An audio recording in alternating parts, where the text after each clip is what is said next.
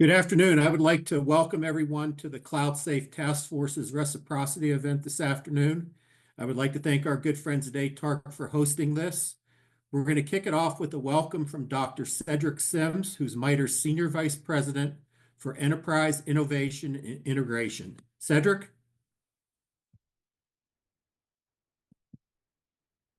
There we go. We're gonna do a quick mic check. I don't know if anybody on the far end can just give us a little confirmation or maybe a chat assertion that we're good to go. You are good. Thank you so much. We're working through a few technical difficulties, and so I could stare at the camera here. I can look at the people in the room. So forgive me if if you're not getting my best side. We won't have a good one, but I'm trying to give you one. Welcome everyone. So pleased to see so many of our colleagues from the private sector, especially our colleagues from the CSPs. And those of us that are in government, hope that you're here and this is going to provide great value to you. My comments are really going to focus on you because what we're talking about here is really about you at the end of the day. So again, thank you all for everyone joining today. Here we're talking about this whole matter of reciprocity. I want to take us in a little bit of the Wayback Machine, if I can. In the early days of the stand-up with the Department of Homeland Security, I'm thinking about the 2003 timeframe. Many components of the government were brought together to form this new department, and certainly. I'm sorry, do we have an issue? No. Okay. One of the early day one stand-up challenges was how do we find a common security posture across all of these various departments and agencies that became this new thing called DHS, so that we could do the most simple and most basic of things.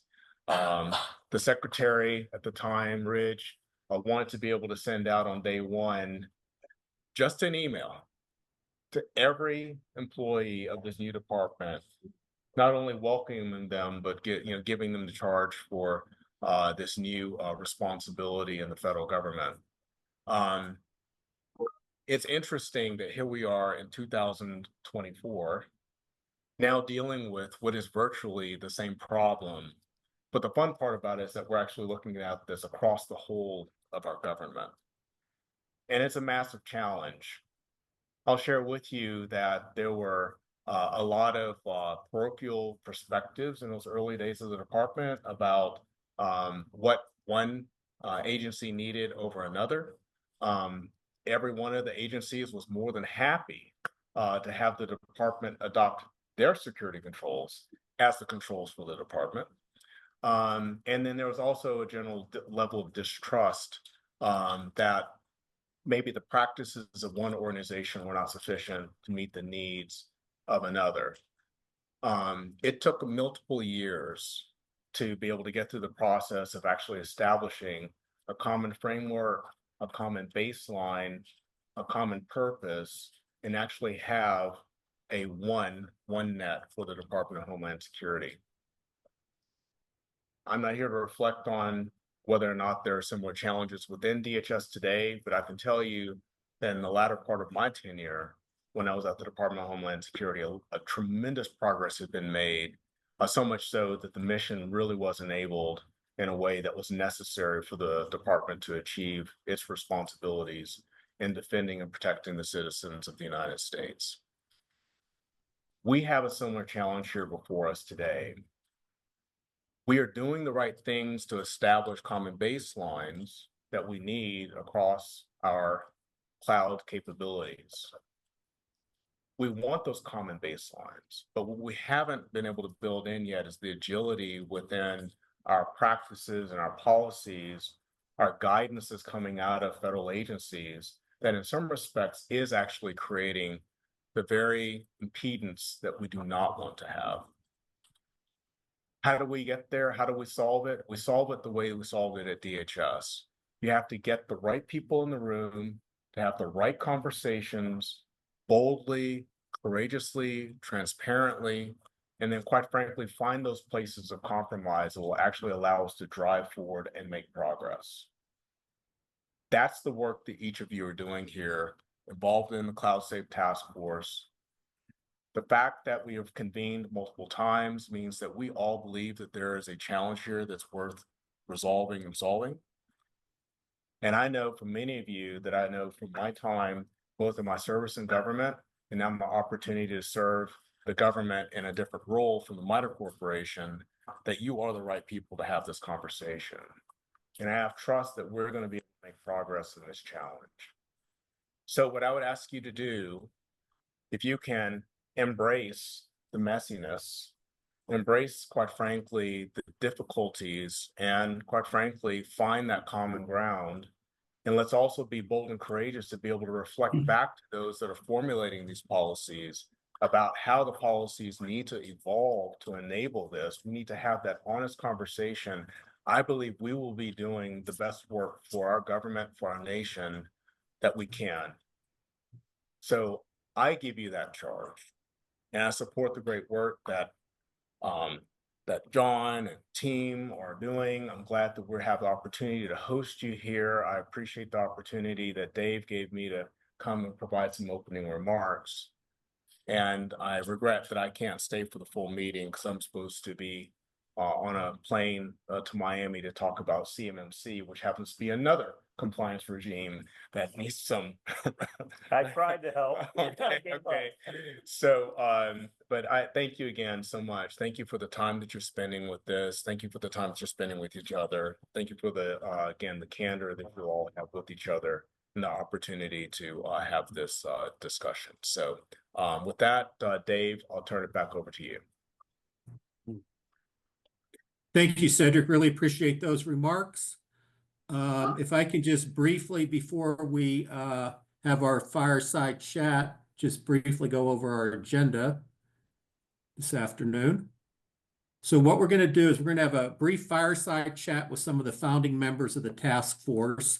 And then after that, it'll be followed by a keynote from Chris DeRusha, who many of you know from his time as the federal CISO, and he's now with Google. And then we're going to have two panels. The first panel, very simply, we're going to explore why we don't have why reciprocity is not occurring today. And the second panel is going to be how do we make it occur? So we're really looking forward to this conversation. But before we get into the fireside chat, since there are some new participants here who may not be familiar with what we've done with the Cloud Safe Task Force, just to give you a little quick background, if we could go to the next slide, please, after the fireside chat. We were formed in September of 2023, and we all came together. It was ATARC and the Cloud Security Alliance and John Weiler's group and MITRE, and we started talking about what's wrong with cloud security today and how can we fix it. So we've convened several formal meetings. This will be our fourth. And our first meeting that we got together, we came out of that meeting with what we called a recommendation roadmap. And what that did is it just clearly laid out where the pain points were with federal cloud security. And we have a number of recommendations on how to tackle some of those challenges. So what we decided to do after that first recommendation roadmap that's shown here on the screen is to tackle each of these topics separately in great detail. So we had a meeting on metrics. We had another meeting that followed on continuous monitoring. And today we now land on reciprocity. A couple things with the task force. You're going to see that we're not a one and done group. We're going to be around for a while.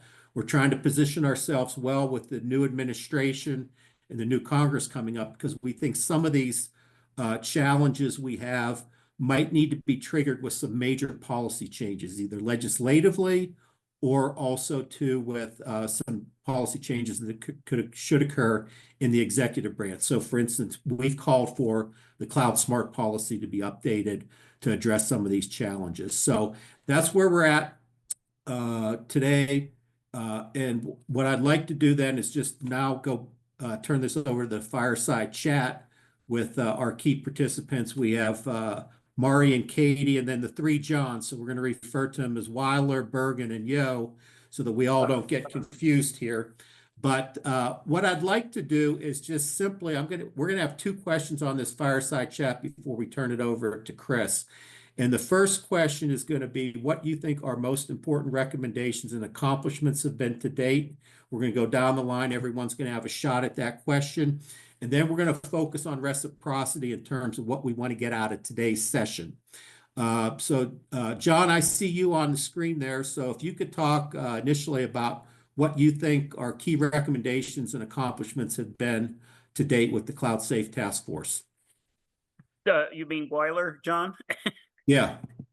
Yeah, frankly, I didn't think we were going to accomplish as much as we did. The fact that we have brought together so many diverse viewpoints representing the nation's leading standards bodies in cloud, think tanks and FFRDCs and commercial CSPs, I think is a huge accomplishment in and of itself, because we are able to create consensus and find common ground.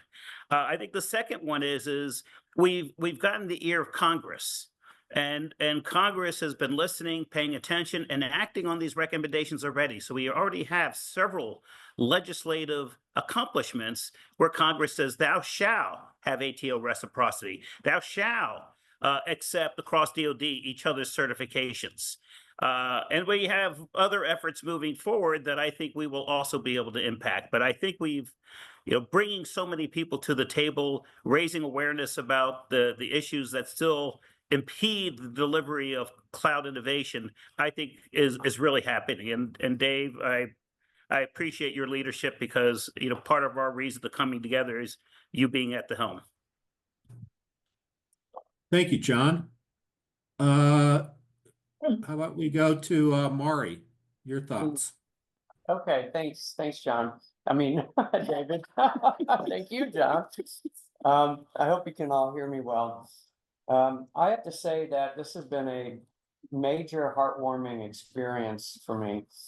I hold a monthly cloud security roundtable at MITRE.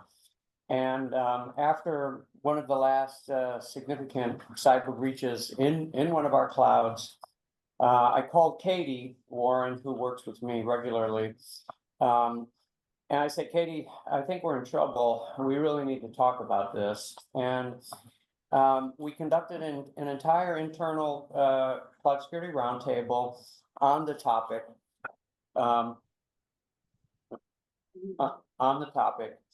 And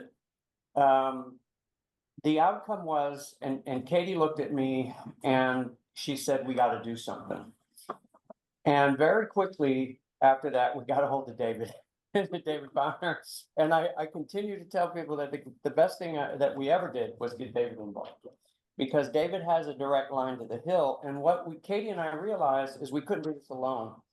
And then the next most heartwarming thing was how quickly the Cloud Security Alliance and my CSPs came to our rescue to join this collaborative and make this a real thing. But the third most heartwarming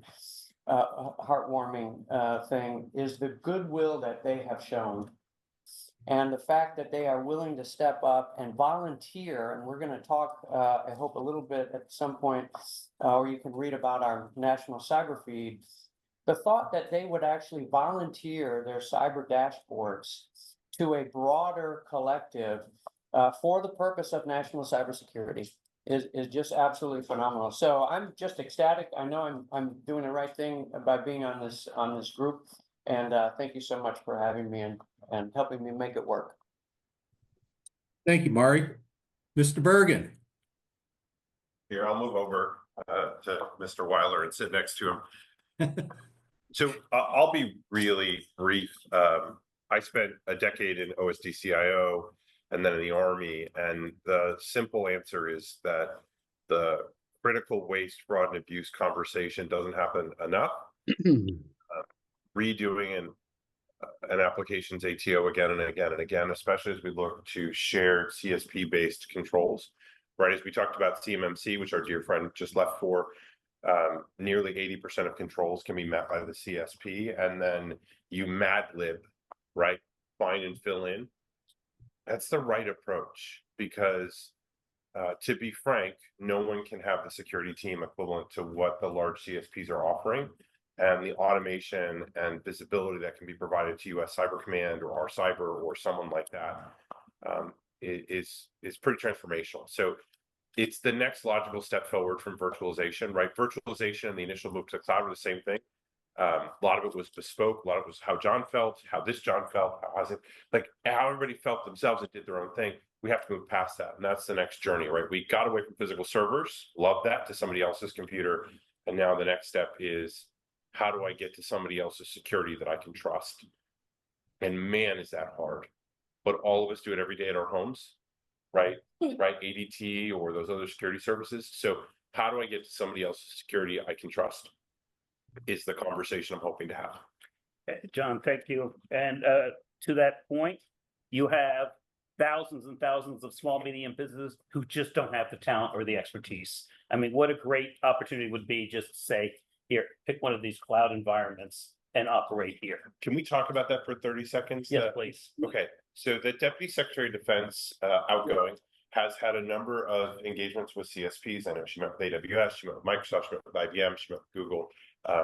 And the ask was help the department make progress on CMMC, help the department raise the waterline of cybersecurity posture across. Let's talk about it. It's 80,000 small businesses of under 200 people. And so there's one that I love to go to. They're outside of Atlanta and they make fins for a couple of the missiles. They are a machine shop. They have 110 employees.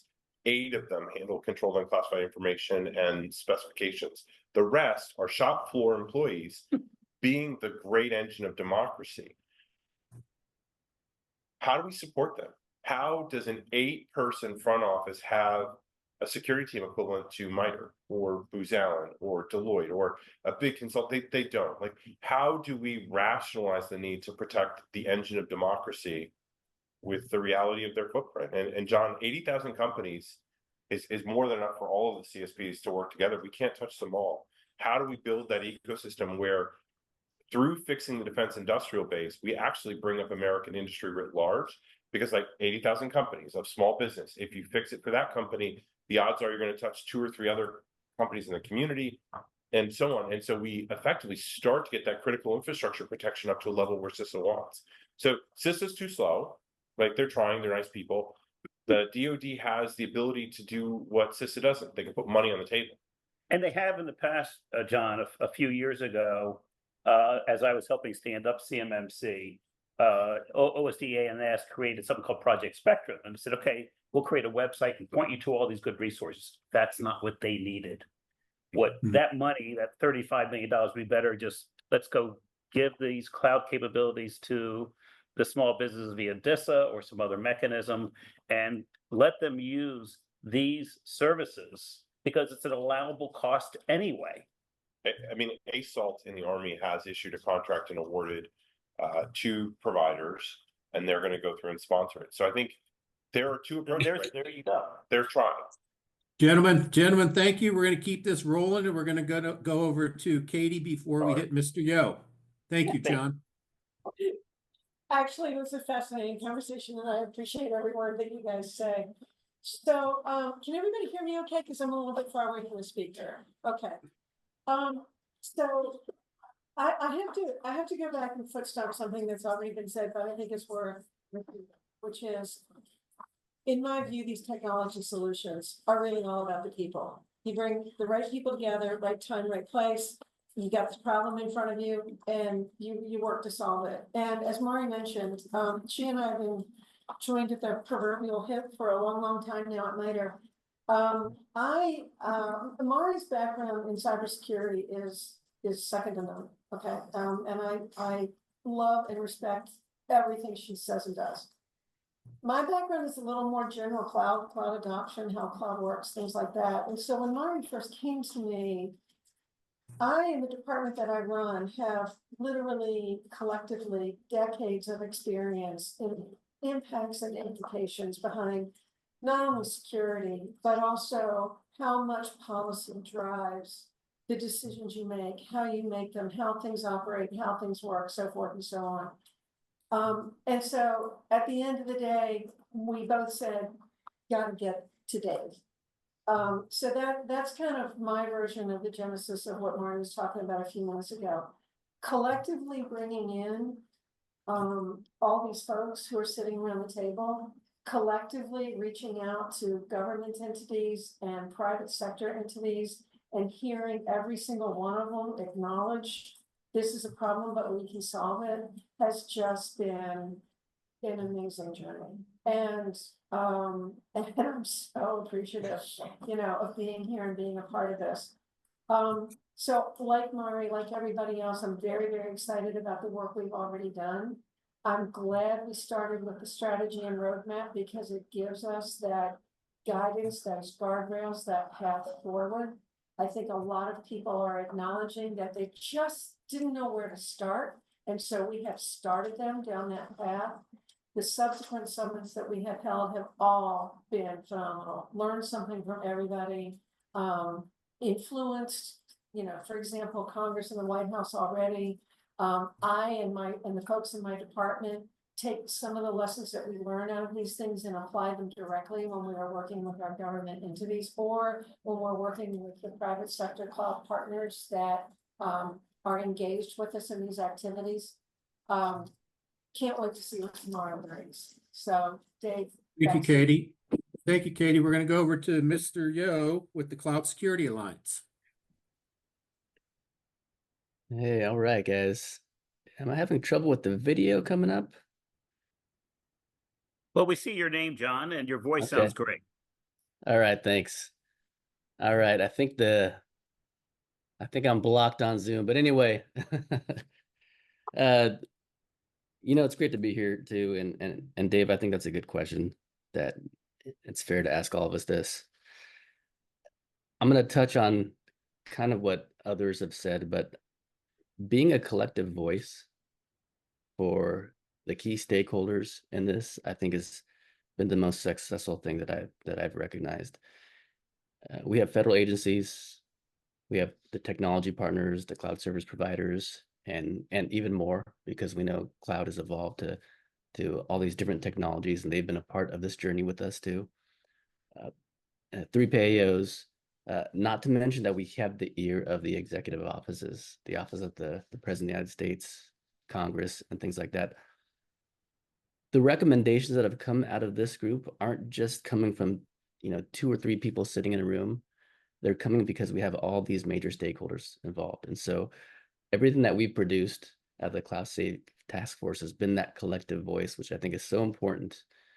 And it's important because our goal has always been to get technology into the hands of our agencies, our government, to make sure that we're faster, we're improving operations, we're improving efficiencies, and that we're able to implement the right security, privacy, and safety practices, right, for our citizens, for our country. And so that's been really important, is having the ability to do that. And again, being that collective voice. So this isn't just the things that we produce aren't just coming from 1 or 2 people. It's coming from the core stakeholders in this industry.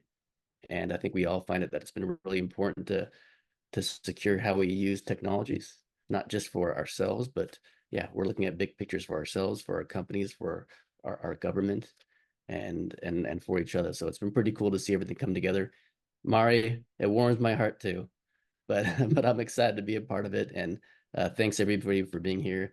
But that's what it's been like. It's been a really collective group, a collective voice, and the recommendations are coming from a group of people that all have a stake in this. Excellent. Excellent. Thank you, John. So, hey, before we turn this over to Chris, I want to just have a quick rapid fire with the 5 of you in terms of what we want to get out of today's session on reciprocity. Yo, while you have the floor, why don't you go first?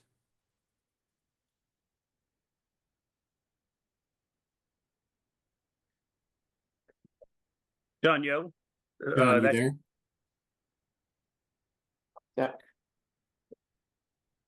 Well, maybe I'll go and until he's ready. I think there's an opportunity here to recognize what are in greater detail and understanding what are the impediments specifically, and what do they look like, and how we can address them. So if we can tackle the root cause of some of these things that have been standing for over a decade as challenges to getting these problems solved.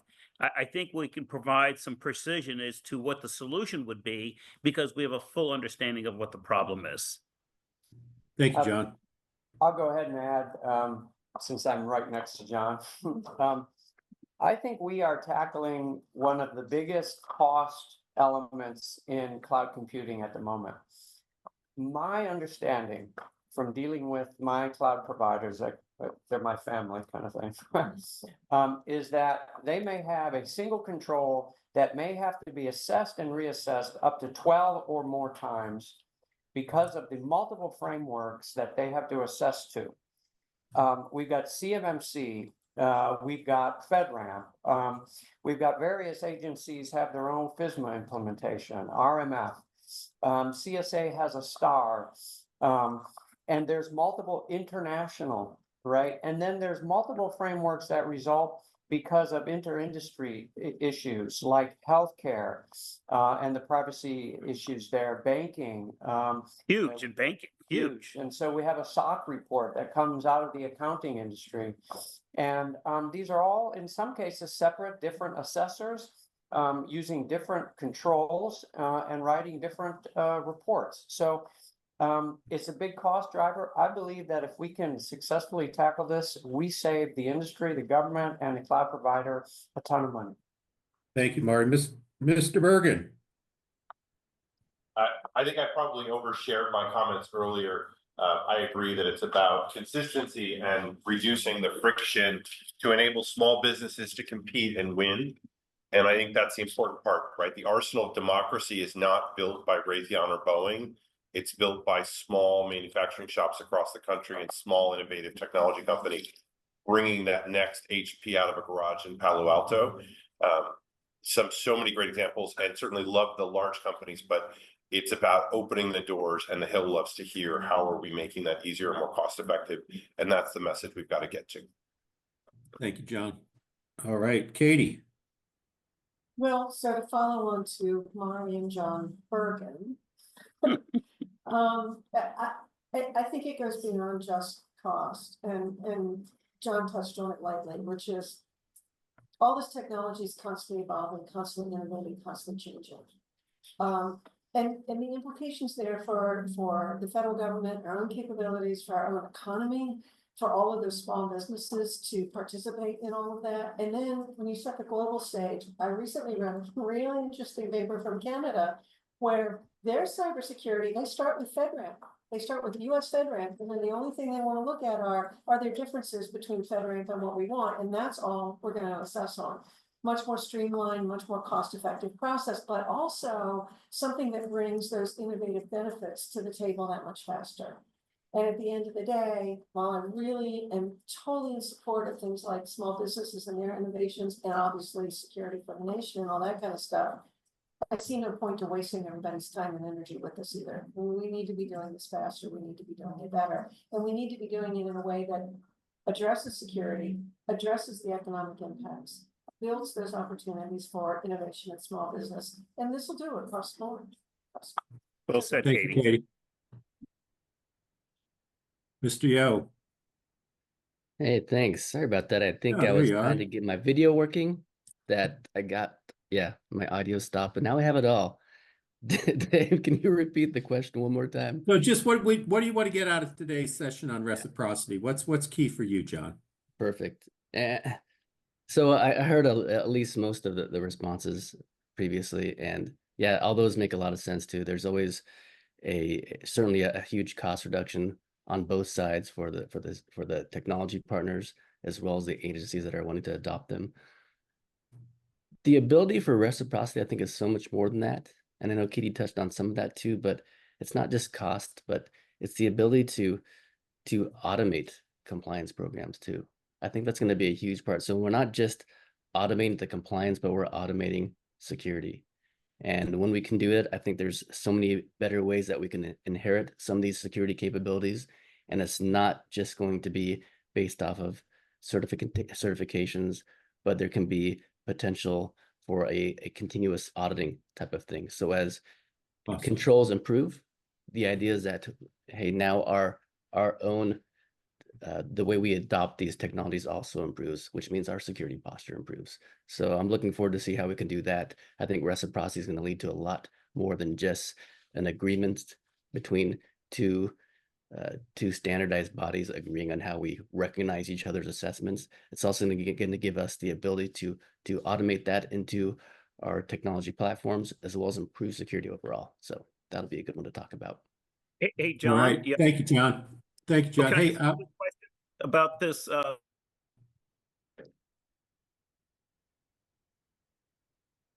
hey, we're going to turn this over now to our keynote speaker, Chris DeRusha. So many of you know Chris from his time in the federal government as the federal CISO. He's now director of the global public sector compliance at Google.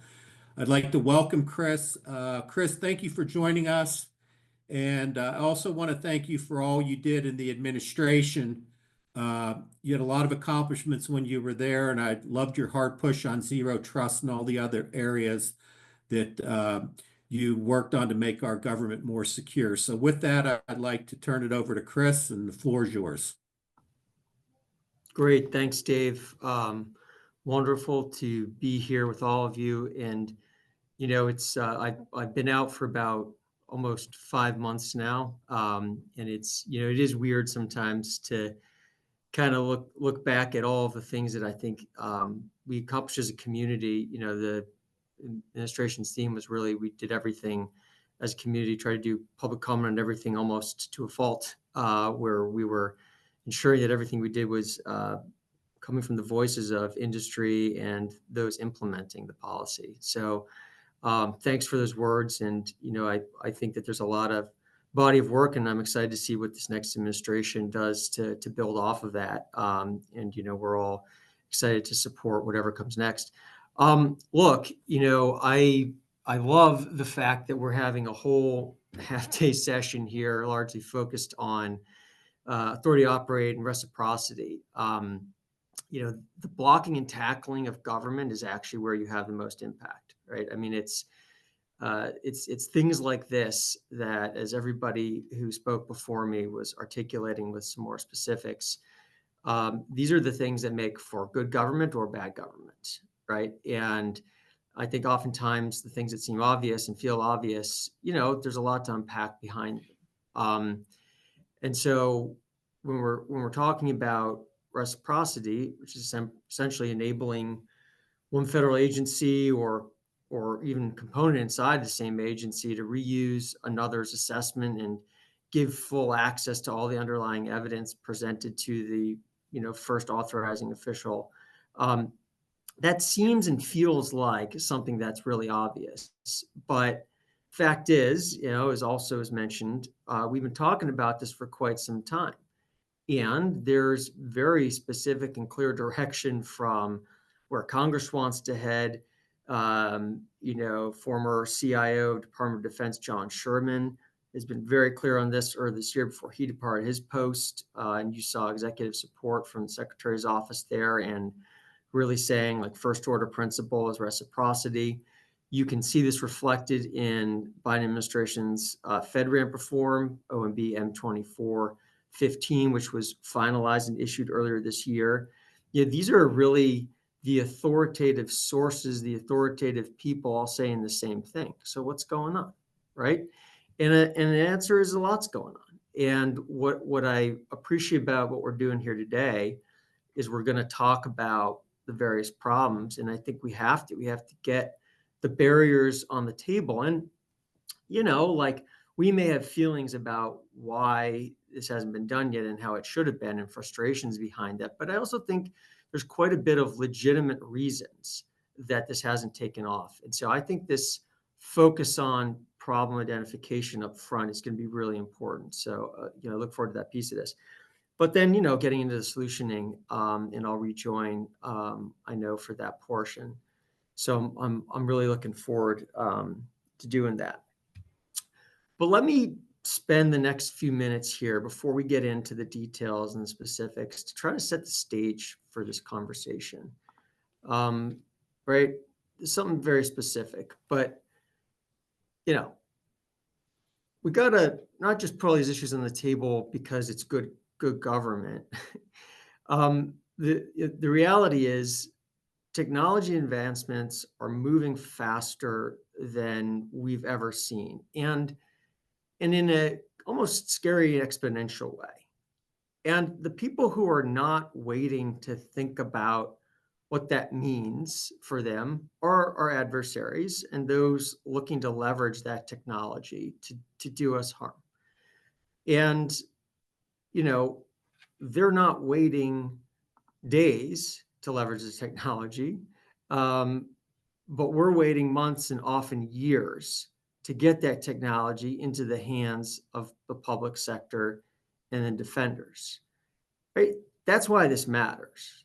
You know, I think what we got to do is we got to try to realize that for whatever reasons we have and challenges we need to work through to get to a faster state of technology adoption, and this is one barrier towards that, we got to realize and recognize and at least be on the same page for first order. These are national security, public safety, global economic competitiveness issues, right? They're not personal risk acceptance or risks to an individual issues first. It's bigger than that. And those second issues exist when you're signing and authorizing systems. I've signed well over 100 ATOs in my career. And it's a scary thing to do. But it's not about me. It's not about any individual. It's about so much more. And we're still stuck in the individual space in a lot of places. Those are some of the big barriers that exist. But we haven't made it a safe place for those people to operate yet either.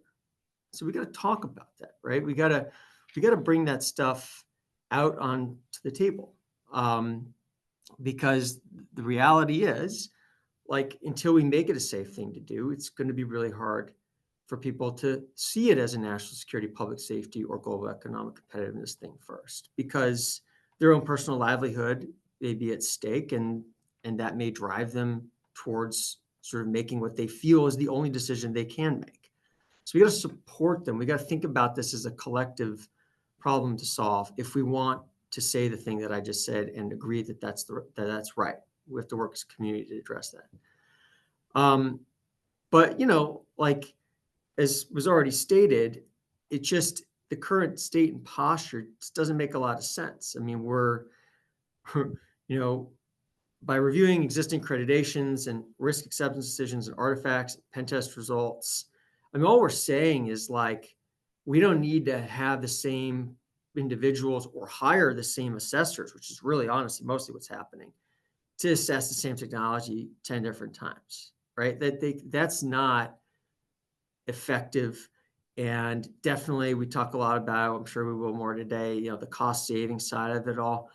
And that matters. But, you know, I really think it's more about the frame that I just put on it of like speed to putting the tech into our public sector's hands. Like, that's got to be the main driver and thing that we're after here, I think. Because, you know, cost arguments, while important, people often, you know, they're tired of hearing that, and it's hard for them to attach that as the prime motivator because they don't trust necessarily that there will be real cost savings in the end. And so, like, well, I think it's important. I think we got to find frames, which I think are very legitimate and actually more important frames than just that. But yeah, so again, right, like, what is this about, right? This is about us trying to find ways to work logically and efficiently, I would say.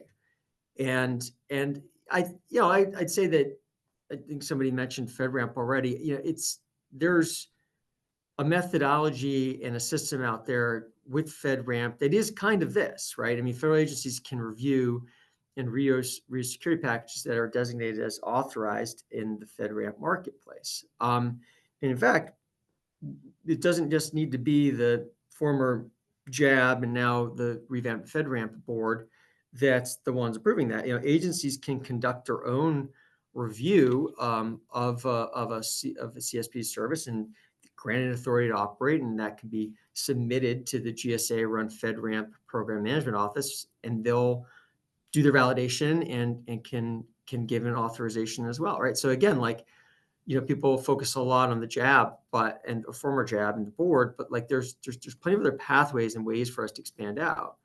And then also mentioned, there's by John, there's new creative approaches coming into place. The point of like, I don't know what the percentage is, but let's just stick with the 80% proposed of CSPs being able to back end, validate and have pre-validated in a lot of instances 80% of controls, and bringing smalls into those environments to run them through things that they can't afford to build and accredit on their own makes a lot of sense. And I know many CSPs are pursuing getting accreditation, have gotten accreditation, or trying to get accreditation for those environments, for those sort of, FedRAMP environments, which is just like that's the right kind of scalable thinking here that we need to be employing. And plus, whatever other creative ideas around all of that.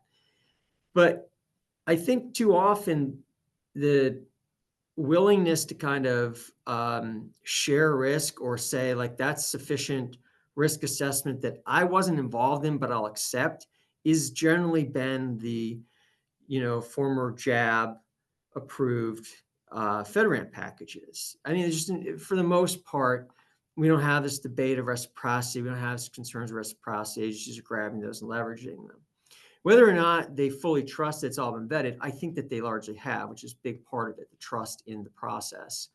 But it's also, I think, about like the risk that's now been taken away off their plate. Like if there's a problem, it's like, well, I mean, we had that board do a very extensive multi-year review of it, and I accept that that's not on me, that's on someone else. But that enables the ability to kind of use that reciprocity model, and why I think it's taken off and is so successful. And I was also a chief security officer for a state of Michigan. And I'll tell you, like was already mentioned as well.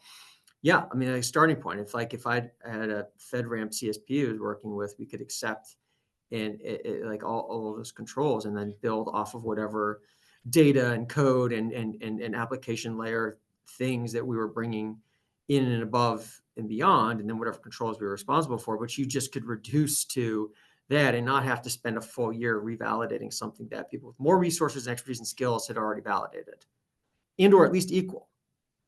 And so I think that, we all get it. This all makes sense, but it's just something that we've really got to unpack here today, and I'm really looking forward to do that. But the second thing I want to talk about, and this was also already brought up, and so I'm glad it's a good segue into, because I kind of connected this reciprocity issue completely with where other speakers already did as well. It's a harmonization of frameworks, and we can talk about the global harmonization problem. We can talk about the cross-sector harmonization problem. And then we can even talk about how the federal government, particularly in the DoD side, civilian side, have a harmonization problem, and in particular with independent regulators, right? This is a big issue, and these are tied together in my perspective. My personal view is that there are too many frameworks that essentially are built on the same set of standards and controls. And often the real issue is they've got conflicting guidance on generally what I would describe, I guess, control level implementation values, for lack of a better, cleaner term. But it's like those values, it's not just that it's just disparity in kind of like selection of controls, things. It's people are picking different values for what success looks like in control implementation, right? And too many entities here are trying to solve the same exact problems, but they're doing it in a vacuum.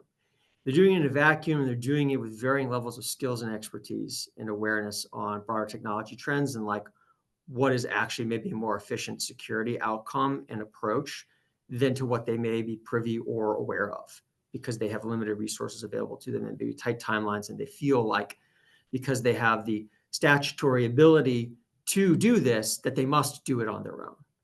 I'm going to repeat that really quick because this is really important, right? Everyone's got these independent statutory abilities to do this, and then that leads them to do it on their own after that. That second thing doesn't need to happen. I mean, everyone can keep their statutory independent authorities and have a different mentality and a different approach and different value structure towards approaching this problem. And like, that's the thing that I want to propone here today. That's the thing that this community that we can lead on, that we can say is unacceptable when we see our peers and our colleagues not following that. that there is a collective ability now of knowledge and communities to live within and to build with. And we need to see that as good for everyone. And therefore, the thing that we should strive for as a first order principle in every time is not doing these things in a vacuum just because we can, you know? And you know, I think that there could be value in legislative harmonization of authorities and things like that. That's been discussed. Certainly, it's things discussed in one of my old offices, Office of National Cyber Director, and I'm sure those conversations that will continue to occur. But again, that leads back to a question. Even if you had a pure central authority around this, like where would you harmonize on what? Like what's right, and how do we get to right? And I think that that's a really important question. It's going to take time, but I don't think we need to wait for legislative reform. We don't need to wait for all this stuff. Like we can be this change. We can live this change. We can make it happen. We can will it into existence. And if we band together and continue to have these types of forums, these types of groups working to start with non-controversial control sets. Like, look, I wouldn't start with incident response if I was in charge of doing framework harmonization, because it's, you know, it's a lightning rod, and there's a lot of different perspectives and a lot of different hard-coded requirements on that. But you know, there's a ton of control areas and vulnerability management, log management, all sorts of areas that are not that case, that like smart people, forward-leaning technologists can come together and kind of have a good viewpoint on the right way to describe a control if it needs to be done so in more detail than what NIST or ISO or others are offering, which in often cases it does. It does for purposes of attestation forms, third-party assessments. It does need to be described in a deeper level. But therein lies the problem. Everyone's describing it in a deeper level in a different way. It's got to stop. It's got to stop. And I think that this reciprocity issue, this harmonization issue, like all of this stuff, all right, and this is kind of where I've tried to bring all this together. This is about the fact that we still have lack of maturity in our discipline. I think that's the thing that we want to peg this all around, is that it's 2024. It's been too long for us to keep saying, well, it's a new discipline. Well, you know, everyone's kind of like finding their way through. I don't think that that's true anymore. I think there's actually quite a bit of really solid, validated, right ways of doing things in 2024. All right. And technology is evolving, and that's fine. But like in general, these are people problems. They're not like problems of us not knowing the right answers, or that somebody not knowing the right answer. The problem is we're not being forced to or feel like we need to attach to a common standardized way. But we do, because we need standardization in this space. It's the only way to get mature discipline and doctrine and implementation and sanity and good risk management practices moving forward in the digital age, where the technology is getting scarier and scarier to manage in how impressive and impactful it can be. We can't afford to continue to operate that way with that reality, right? And it's an imperative. And so I think we have a lot of the right buy-in at the high level, you know, but we haven't figured out how to attach that direction to make it a safe activity and to translate through incentives down to the layer of implementation to the authorizing officials that sit everywhere. We really haven't talked enough about what their world's like and what they need to be able to safely transition to all of these things that I think probably make sense to all of us. So that's where I'm really excited to get into this day, where we're going to talk about these challenges, table these things, and then talk about some of the solutions. And I'm looking forward to coming back for that panel. But you know, a few themes to close on my remarks here for where I think some of these solutions lie around. I mean, I think thematically, maybe the most important thing is figuring out how to build trust across the authorizer community. One of the ways we do that, I think, is getting commitments to transparency from all involved, from the vendors, from the different authorizing officials, from agencies. There's plenty of barriers to information sharing today where people need to have that information to be able, to be able to make this shift. We need to set targets for agencies to drive progress and use data and executive sponsorship and enforcement if we're going to see progress. And we really need reciprocity to be rewarded, not punished, right? So I'll leave it there, and Dave, and turn it back to you. And I really appreciate you giving me an opportunity to take some experience I've got from my prior roles and kick off this conversation. I'm really looking forward to it. Well, Chris, we really appreciate your thoughts, and it sets the stage just perfectly. Before we do go to panel one, I think there was one question that we had from the audience that, Maury, could you ask that question, please? Yeah. Yeah. The question came from. Sorry. Question came from Tom Tucci. Santucci. And it says, I want to let you know of the CIO Council initiative that shares agency ANA documents and two other agencies. GSA has collected over 350 systems from 8 agencies as the pilot starts. It will be interesting to see if agencies will trust one another. Your thoughts? I mean, it sounds like a great initiative. Like, I'm really excited to hear that. But I got to be honest, we're going to have to, again, that last point is make this a safe activity, figure out how to do that, and that's with positive and negative incentives. It's with setting targets. It's with sharing the risk with the agency CIOs and secretaries and agency heads, where we've said for years now, over a decade, that they got to own cybersecurity risks, yet like the authorizing official doesn't feel that when they're signing their name and having all of that liability. And so I think like the proof will be in, can we take that initiative, lift it up to a senior executive level of like data and metricing and accountability and spin it into governance efforts is what I would say.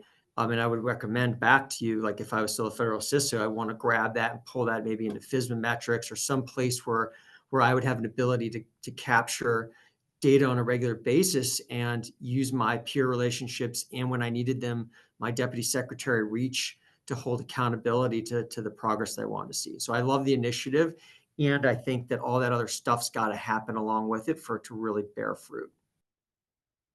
Hey, Excellent. Chris, if you could take one question about the cultural resistance to change, or the cultural resistance to accept somebody else's work. There seems to be a big culture element that doesn't get enough attention.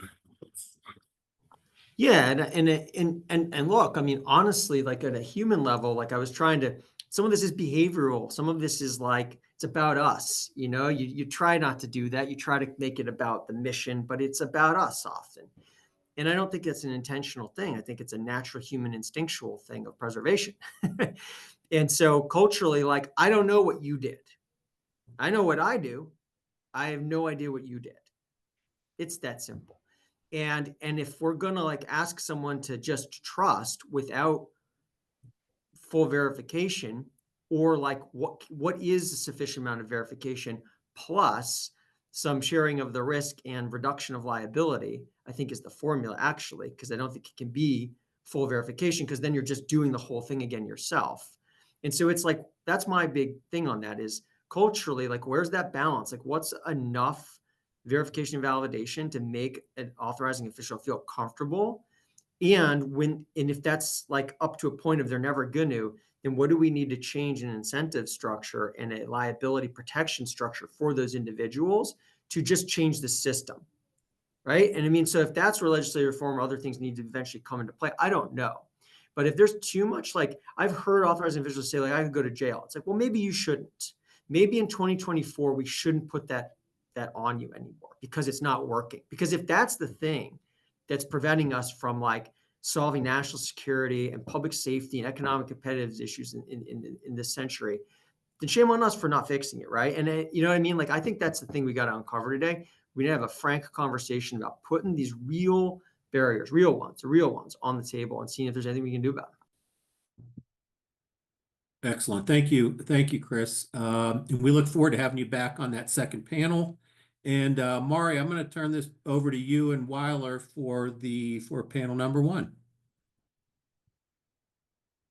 Welcome all. Okay. There's a break. There's a break, 5-minute break. Okay. Oh, 5-minute break, Dave. Welcome back. We are now going to begin panel 1, the challenges with cloud security reciprocity. So the esteemed team that is coming together here today, we have my partner in crime, Dr. Mari Spina. We have John Bergen from Microsoft. We have Michael Carter. He is with the Fortrium organization, the 3PAO. We have Brian Conrad from Zscaler. Steve Durr, he is the Vice President of Cloud Operations and Engineering at Oracle. And then we have Matt Hungate, and he is with Shellman, another 3PAO. So this is an excellent perspective that we have here across CSPs and 3PAOs who are feeling the pain of not having the reciprocity that Congress seeks, the CSP seeks, and the mission owners seek. And in this session, Mari and I are going to facilitate teasing out what are the root causes, what are the impediments to achieving what Congress has asked us to do in the NDAA to 2025. This is a mandated directive to achieve reciprocity, to share ATOs. Mari, what are your thoughts about some of the big challenges? Well, I think Chris just talked about most of them. He did a great job. It's going to be hard to beat that in a nutshell. Let's build on that then. Yeah. Well, let's hear from the panel. All right. Yeah. So, panelists, when we look at why is reciprocity not occurring, I want you to think more globally than just the U.S. government, but also think about our partners in financial services, telecom, and our NATO allies who are trying to collaborate and share using the cloud. John? So simple answer is everybody has heard of ISACs, the ND ISAC, National Defense ISAC, the Financial ISAC are great bodies to share information. There is DivNet reporting. There's a whole bunch of other things. And I start with reporting and information sharing because that's the core problem. I don't know what's wrong with my competitors and nobody's sharing with me when something goes wrong. And I think they're lying. So it's a lack of trust, and you build trust through transparency and frameworks. And the ISACs are the best framework I am aware of the U.S. government has for information to share critical security information broadly without liability or concerns. The new SEC requirements, publicly traded companies, are really throwing a wrinkle into that disclose or beware and are asking people to lean in. But again, reciprocity starts and begins with, do I trust who I'm reporting to? That's why we talked about that clearinghouse for security information. Or the need for that level of visibility more broadly is really critical because I don't trust you because I don't believe you're doing the security checks you should be. Whether you self-assert or you're not using a great 3PAO, or you use a 3PAO and we don't like our 3PAOs, right? Because that's a story we've heard too. That visibility into the outcomes and the effective security outcome visibility is really what we need.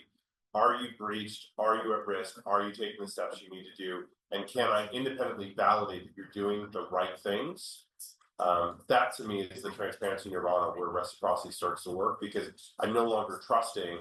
I'm, as Ronald Reagan said, trust but verify, and I'm executing on that. Steve Durr, another big CSP. What are your thoughts on this topic? Well, reciprocity is something that we've been striving for a while. I agree with John. It's difficult to achieve without trust. It goes back to what Chris was saying before. At this point, somebody has to sign on the dotted line to say that they trust the environment that was tested by the security control assessors, by a 3PAO. And that it really comes down to individual responsibility until you can lift that off of the individual and put it at the agency level and that type of thing, to be able to move that forward. I think that's ultimately where the reciprocity conversation has to go, is where does that responsibility lie? And then also You know, what is the priority? The security is always a priority, but then to get mission owners' capability as quickly as possible, we've got to find a way to do that through the entire security process, which includes reciprocity. Let's ask Brian. Brian spent time at FedRAMP, and so it'll be great to hear your perspective. Yeah, I have a little bit. I have a little bit of experience there. First of all, thank you for having me today.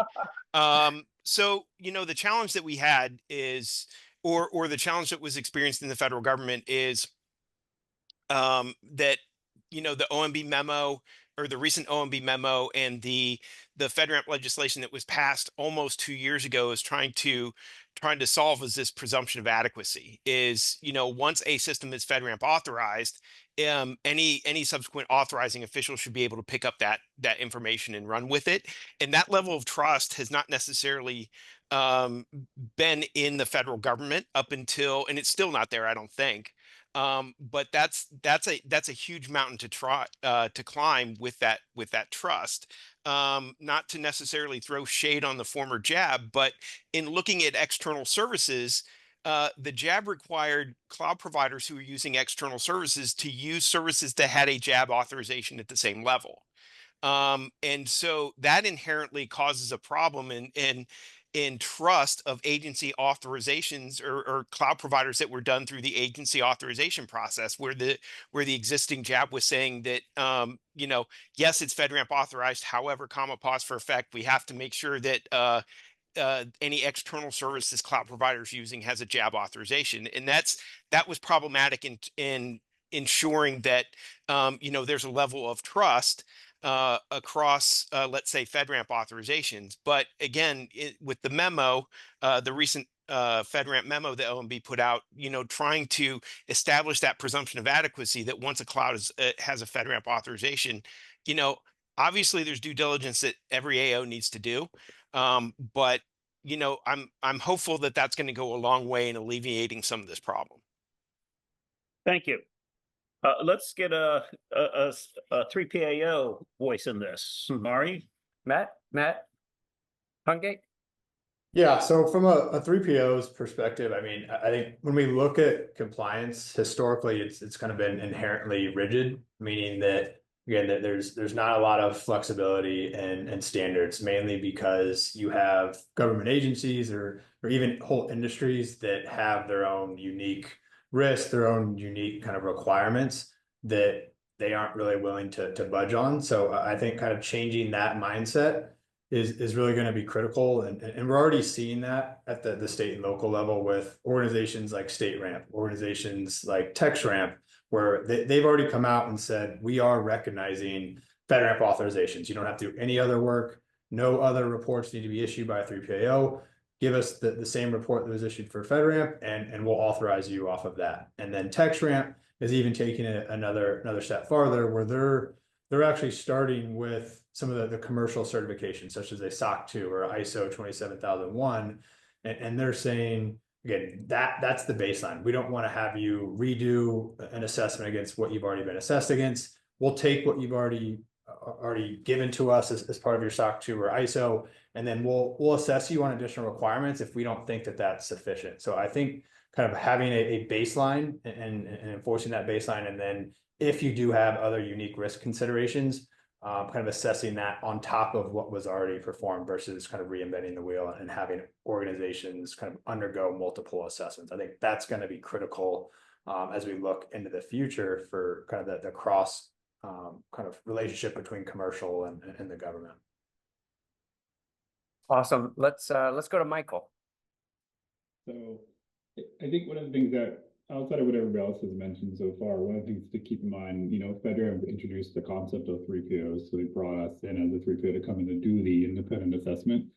That cost is now pushed over to the cloud service provider.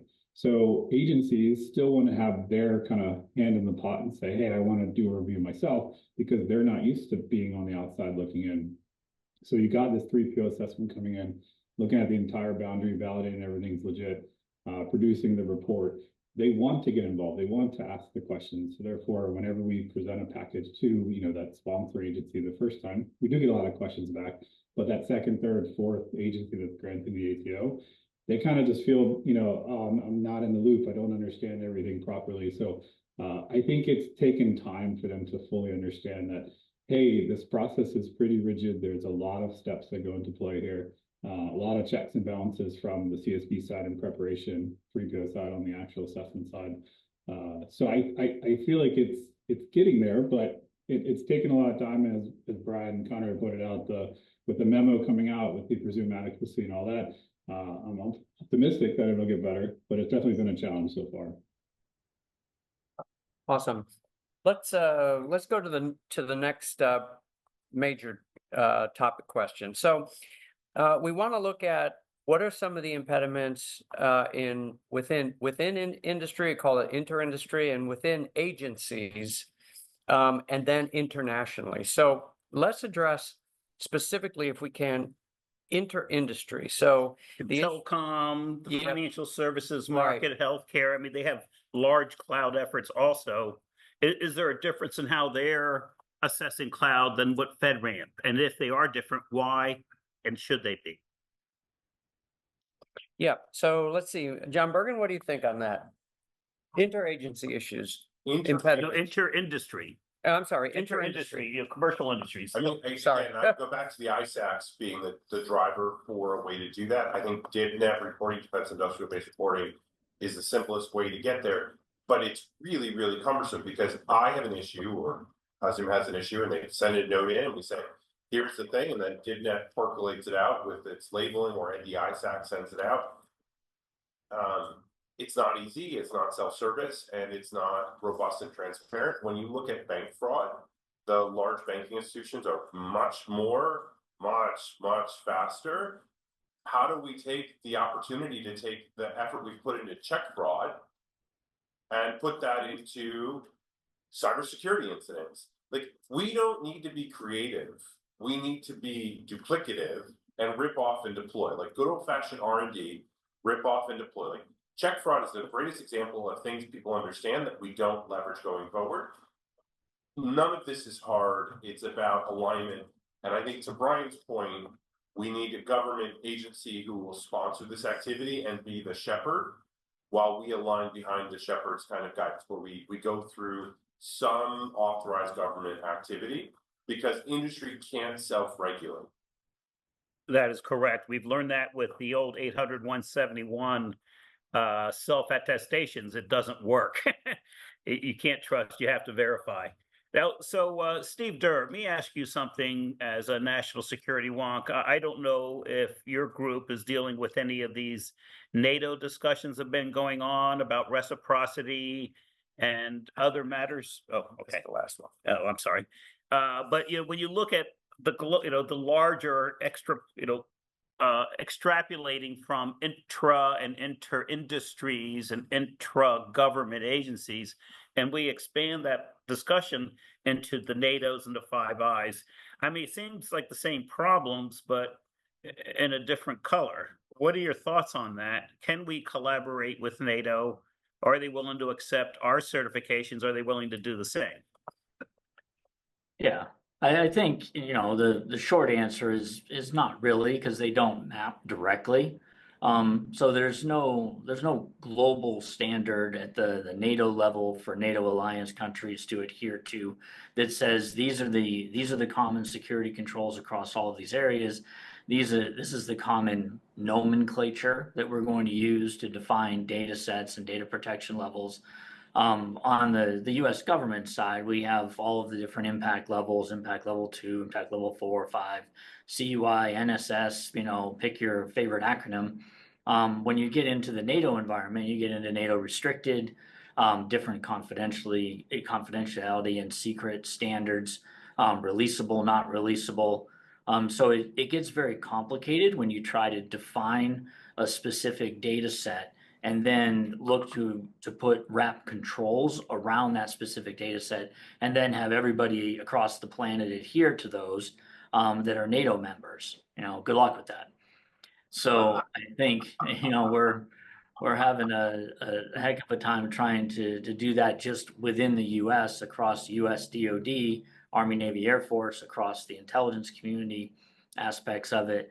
So I think it's a difficult thing to do, and there are different standards for physical isolation versus logical isolation across the board, and taking that into consideration to protect the data, because at the end of the day, that's the objective, is how do we protect the data while still sharing it to accomplish the mission, right? Ultimately, you know, we want to share with our NATO mission partners. We have to combat the global threats that are going on today. It's just a matter of doing that in a secure manner that everybody can agree on. Hey, let me bring it back, John. John took us to the last question. The NATO International is the last topic. So let's hold a little bit more on that, and hammer on this inter-industry thing. And so, Brian, what have you seen from your FedRAMP perspective, maybe that might indicate impediments between industry? Sure. So, the biggest challenge that the federal government has is accepting other security and compliance regimes that don't map directly to 853. 853 is the standard for the federal government, and with all the varying security and compliance regimes that are out there, they don't neatly map to those controls. In the 853 controls, not revealing any secrets here, are very prescriptive and very detailed. And so when you have a cloud provider looking from a cloud provider in to the federal government, it's very hard to make that leap from the SOC to the HIPAA high trust, all the whole bag of tricks that a mature cloud provider has been able to achieve and maintain, and then all of a sudden move towards the 853 standard, which is again sometimes more detailed, even though it's looking at some of the same risk, addressing some of the same risk that and vulnerabilities that the other security and compliance regimes cover. And so that to me is a huge impediment to for cloud providers trying to get into the federal government space. Awesome. Let's I think that's a great perspective. Let's get a 3PAO perspective, because if I'm right, many of the 3PAOs do actually provide assessments to the various frameworks. They may be able to do FedRAMP, ISO, SOC, CMMC, and even CSA STAR. So, Michael, what are your perspectives on that? What are the impediments between industries? Yeah, I mean, we definitely do overlap the assessments across the board. So whatever we can do that, test once, use many, kind of the whole FedRAMP concept. The key though is the boundary. The FedRAMP is very defined. You have to have the authorization boundary. What is the system? What's in scope for FedRAMP? So when you look at SOC or ISO or anything like that, right, the boundary is going to be a little different. Might be less on the system, more on the organization. So there is going to be a little nuances you have to work out, but yeah, the whole consolidation audit approach, where you can grab, a couple evidence requests and then you can reuse it across the board for multiple frameworks. We're all about it. We fully support it, and we love to see how much more overlap we can provide. Awesome. How about you, Matt? What are your perspectives from the 3PAO? Yeah, so Showman does very similar thing that Fortune and Michael just mentioned in terms of the consolidated audit approach. I would say what we are commonly seeing just from a federal landscape is that, again, we have customers that come to us, and FedRAMP is typically kind of their second or third compliance initiative, and they already have a commercial system that's operating. They may have a SOC 2 or HIPAA, whatever the case may be.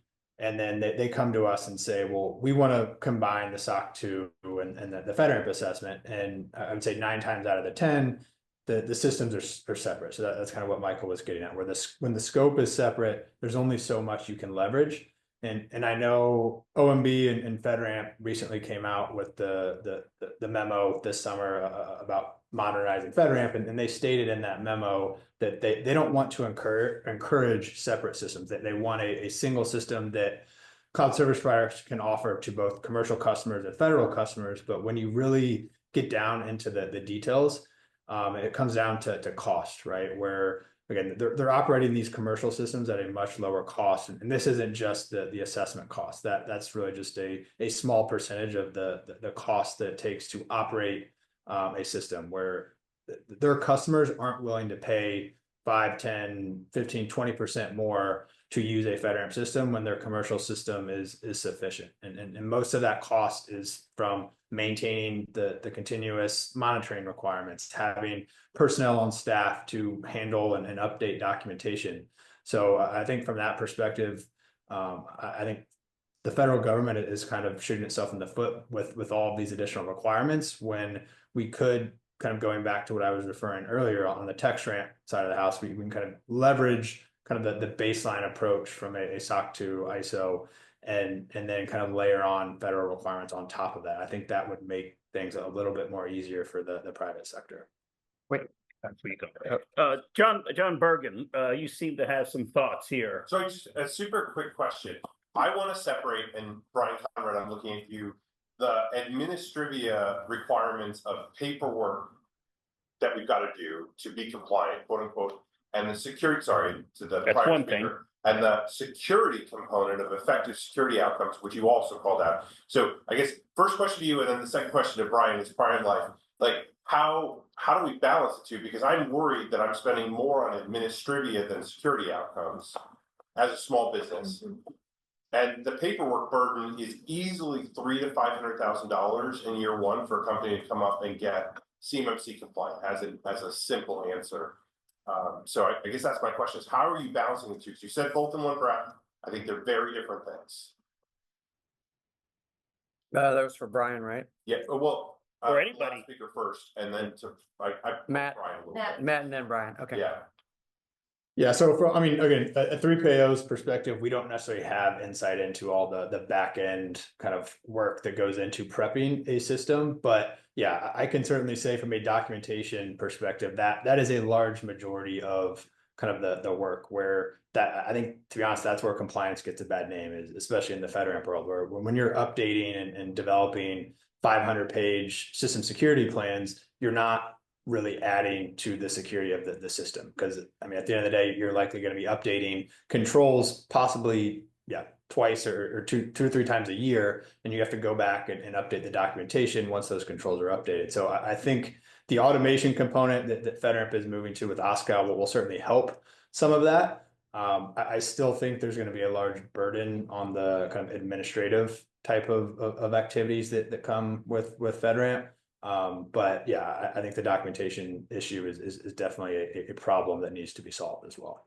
If I might add to this, I remember the ITAC hosting a report some years ago about DoD failing to get the promised value of IT. IT was supposed to automate and reduce the bureaucratic burden on processes. We seem to have missed that opportunity as we go into the cloud, where it seems like we still have a whole lot of bureaucratic processes that automation, if properly done, could reconcile. But then you also have the other cost is, running and operating a GovCloud program that serves only government. And to me, I see that as even a bigger issue, especially when what I believe to be 70 to 80% of the cloud contracts are not competitive. They are name brand procurements coming out, which really kind of disincentivizes the other CSPs. Say, why am I doing this if I don't get a chance to compete?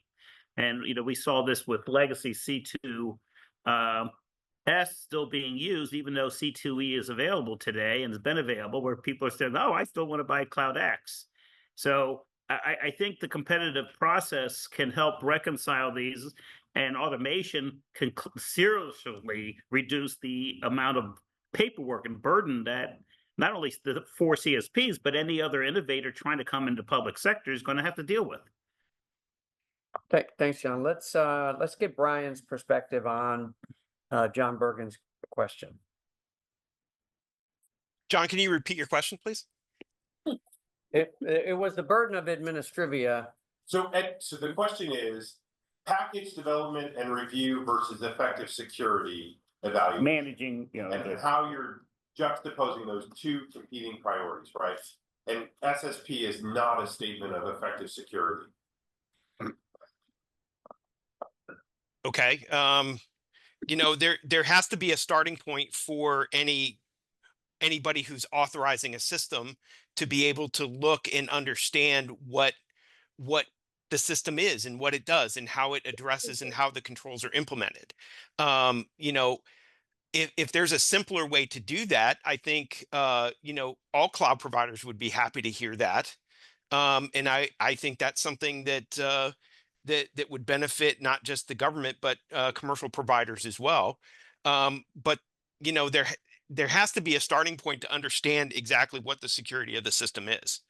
And without that, you know, it's hard to shift left or right on, you know, looking at more or looking at less.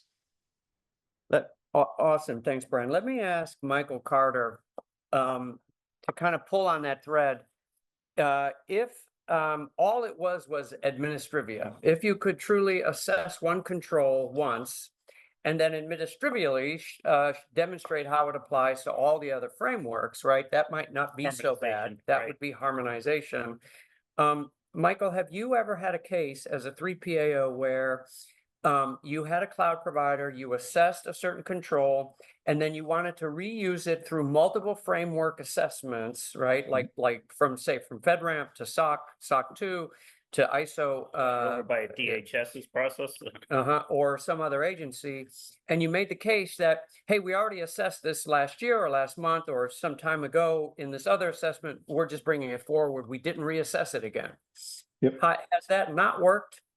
It has. So what we've been able to do is kind of like a continuous assessment approach. So which is where I think we're ultimately going to end up going here, where we're kind of always in there testing, always trying to find if there's any nuances, any implementations that are incorrect. And the way we do it is we look at FedRAMP, and I think it was when Brian was in charge, they came up with the timeliness of testing guidelines that said, you know, how long is control testing valid for? How long is pen test valid for? And the scans. So we pull on that and say, all right, if we do an interview, we collect a piece of evidence and we document that as, you know, a pass, fail, whatever, that piece of evidence is theoretically good for a year post authorization. So can we use that multiple frameworks? Yeah, sure. We definitely want to encourage that, assuming, going back to my previous note about, you know, the boundary being the same and the scope being the same, as Matt kind of alluded to.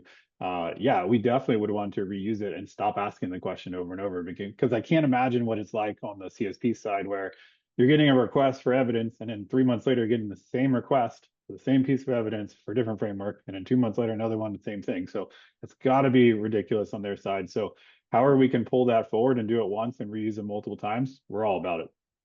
Okay, so to continue on that question for both you and Matt, Michael and Matt, 3PAOs, is truly harmonization a simple mapping, right, of controls? Can I map controls, and have you guys actually done all the mapping? And so, for example, if harmonization is just mapping, you could give us the maps. We could maybe publish those. To what degree is harmonization truly a mapping, and have you guys done all these mappings? Yeah, I'll go first, and Matt, you can chime in after. But I think it's a combination of mapping of controls, but then also mapping the actual requests that you need to collect. So because you could ask a question that ultimately would satisfy a couple controls, and you got multiple controls in different frameworks too. So it's a combination of the two, of figuring out which controls overlap, putting your evidence request together based on that, and asking those right questions to produce the evidence results that you need to satisfy the multiple requirements. So Matt, I don't know if you want to add anything. Yeah, Okay, yeah. Matt. Yeah, I would agree with what Michael said. I mean, I think it is more important to focus on kind of the evidence piece versus the control piece, because the controls are going to have differing requirements and ways that we've kind of done this in the past, especially when FedRAMP is involved, is we start with FedRAMP as kind of that baseline, because that's going to be the most prescriptive. It's going to get very in the details on encryption or a specific configuration, and we use that request list and then map that request list to a SOC 2 or to an ISO. And typically that gets us 80-90% of the way there. And then the SOC 2 or ISO assessment can kind of add on their 10 or 15 requests that aren't covered by FedRAMP. So yeah, I think there's ways to go about it, but at the end of the day, it really just depends on scope and the actual assessments that are going to be in play. Katie has a question. Yeah, so can I jump in with sort of a basic and frankly stupid question? Same two people, I'm really curious. Why would we go through all this mapping process when we have the alternative of just simply simplifying the frameworks in the first place? Maybe even getting rid of some of the frameworks and consolidating some of them together. What would your preference, or what is your reaction to that comment? Well, I'm going to answer part of it because when you do that, you have to have someone external to the sector that you're operating in to say, yes, I agree with that.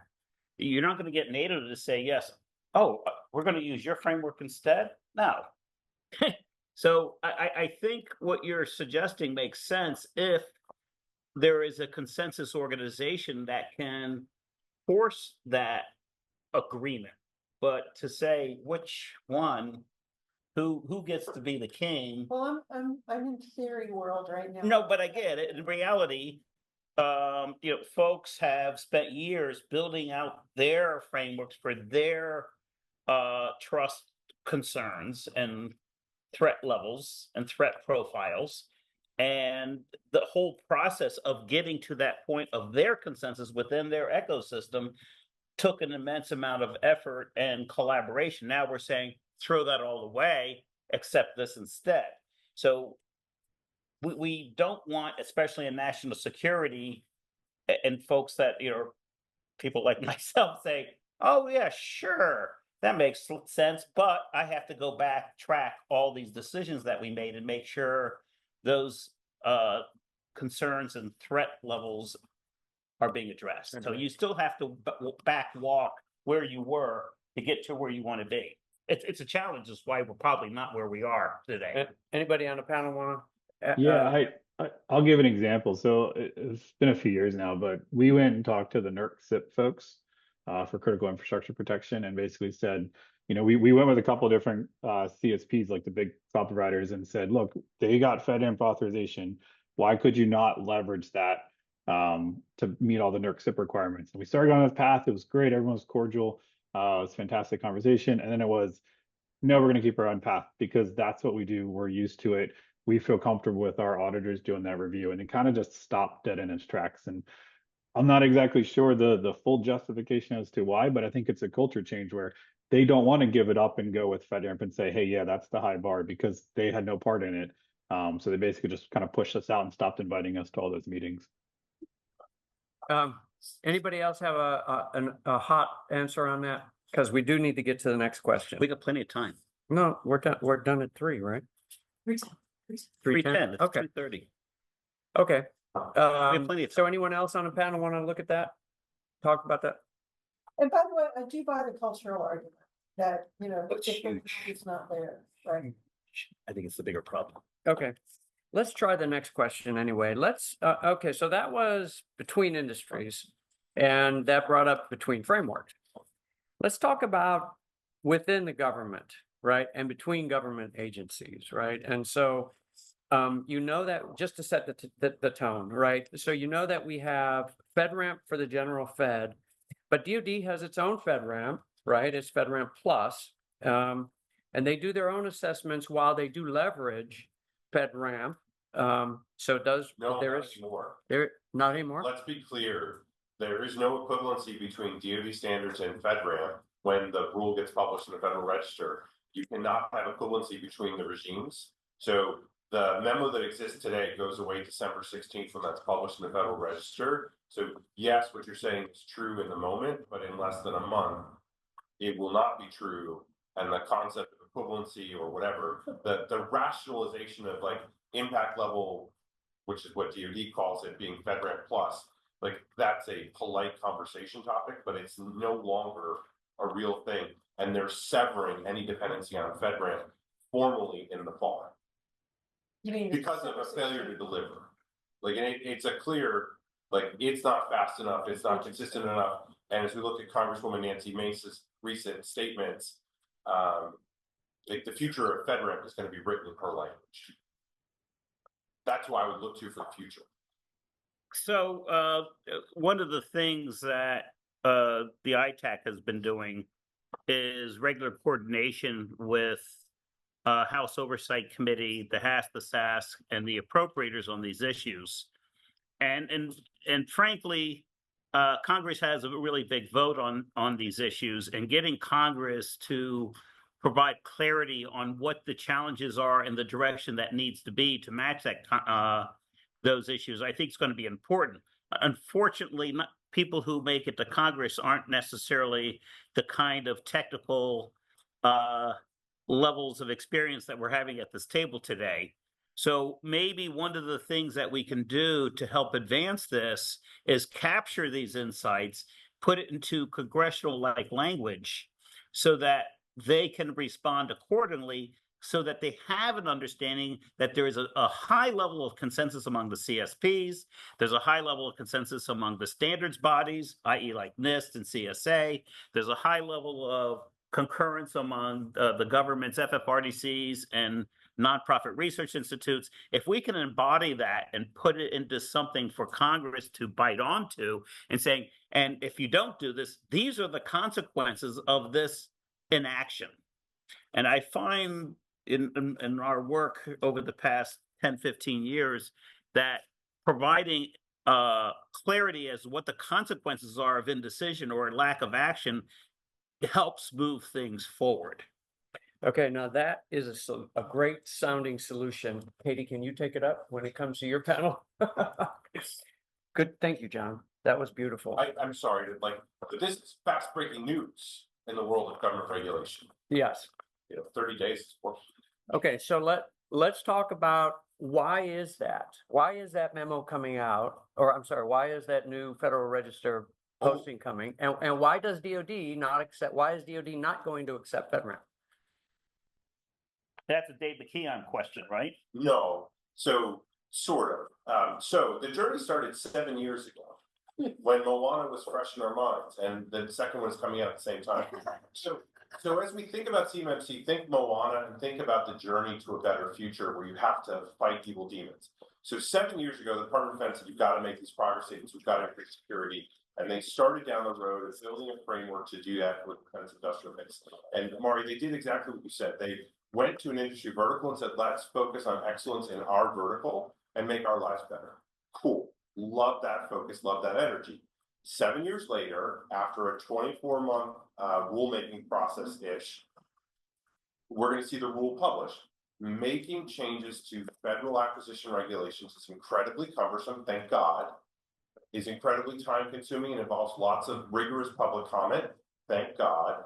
And we are now seeing the outcome 7 years later of a journey started when a bad thing happened on the way to the forum, and the need to improve the defense industrial base's cybersecurity against nation-state actors was instituted. So, it's not an indictment of FedRAMP today or FedRAMP 2 years ago. It's 7 years ago the department recognized the need. 7 years ago they started the journey. Today, where they land. Now, the question of why is FedRAMP not referenced, et cetera, it's because the work to make the FedRAMP Authorization Act, which Brian can speak to, real law is different than changing the acquisition regulations. So it's left hand, right hand. If you're going to play the craps table and make multiple bets because you're going to hit something, and in this case, both came true. So the Defense Department has a plan. It is self-sufficient. It is self-regulating, and it aligns to those NATO standards and others, and will likely be used by the Canadian Ministry of Defense, the Australians, et cetera, as we go forward, because it's just NIST guidelines with a third-party assessment regime. So that's my simple answer, but it's not a today answer. It's a 7 years ago answer. So it is a Trump administration start, and it will be a Trump administration go live over the whole journey. So I think it will be very successful, and Nancy will love it. So how does the FedRAMP memo play in the context of where it said we don't want separate systems? For example, we don't want pub cloud and gov cloud. Memo? Huh? It's not relevant. It's for civilian agencies. So it's not going to play. The other part that I would call out there is that FISMA, and I believe this and I've had this conversation with GSA, directly conflicts with what the OMB modernization memo says. And FSMA is a law, and the OMB modernization memo is guidance. And law beats guidance every time. Every day. Every day and twice on Sunday. So the implementation and execution of the OMB modernization memo, fascinating, is going to be really challenging. But to be clear, it doesn't apply to national security concerns in any meaningful way. They've always been exempt from those authorities. Except they both use GovCloud. And GovCloud and PubCloud are separate clouds.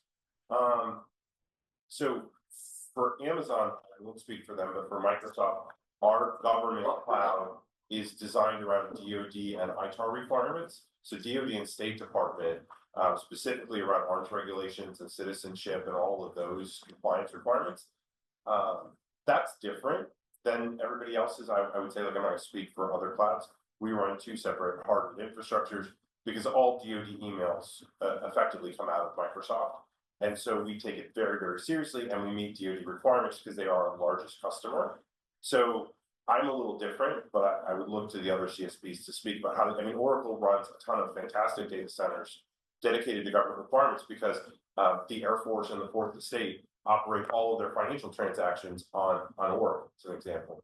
So those cloud offerings are really dedicated and fantastic. But is that what Department of Interior needs? That's a really interesting question, and I would look as DOI CIO to FedRAMP for help, but I would look first to FSMA and my agency granted authorities and potentially be in conflict with GSA trying to usurp them. Please. I don't recall there being any sort of national security or DoD exemption to the FedRAMP Act. So can you point me to that language? The NDAA does call for FedRAMP. I mean, the NDAA included the FedRAMP Authorization Act, NDAA of 23. Right. The clarity I would give you is that Defense Department support a member of the advisory board. You need, but like, I would look to other structures. The fact that it got inserted into a must-pass bill is different than it being part or being applicable to the I Defense get the Department. practicality of the question. It's just you've brought up something I was wrong. Again, I would go back to FSMA as my FSMA authorities at an agency level. Trump. Law trumps policy every day, John. Thank you for reminding us. Trump just keeps winning here, so. But I'll definitely take that, Katie. We'll go find it, but it's. All right, again, thank you. it's the application of this class. Let's go down through this. I want to get Steve Durs. Or, well, MOD, in there either. They are Well, the Canadian basically, government's very different because their defense technology team is part of their civilian. So yeah. they have one IT department for their whole. CCC. government, which is a little. Starting with FedRAMP and then saying, what's the delta? Now I'm oversimplifying. I mean, I would always go back to, if you start with FedRAMP, you're starting with NIST, and starting with NIST is never a bad answer. FedRAMP is an application of standards developed by NIST. Right. Like, I always look to NIST and say, the Canadian government is starting with NIST and implementing a framework similar to FedRAMP, not starting with FedRAMP, because at the foundation of FedRAMP are the NIST standards. And I don't think any of us would say that NIST has done a poor quality job. They're a great starting point for everybody to jump off from. Right. And they are the universality that we talk about when we need reciprocity. So FedRAMP is an implementation or a review regime of NIST.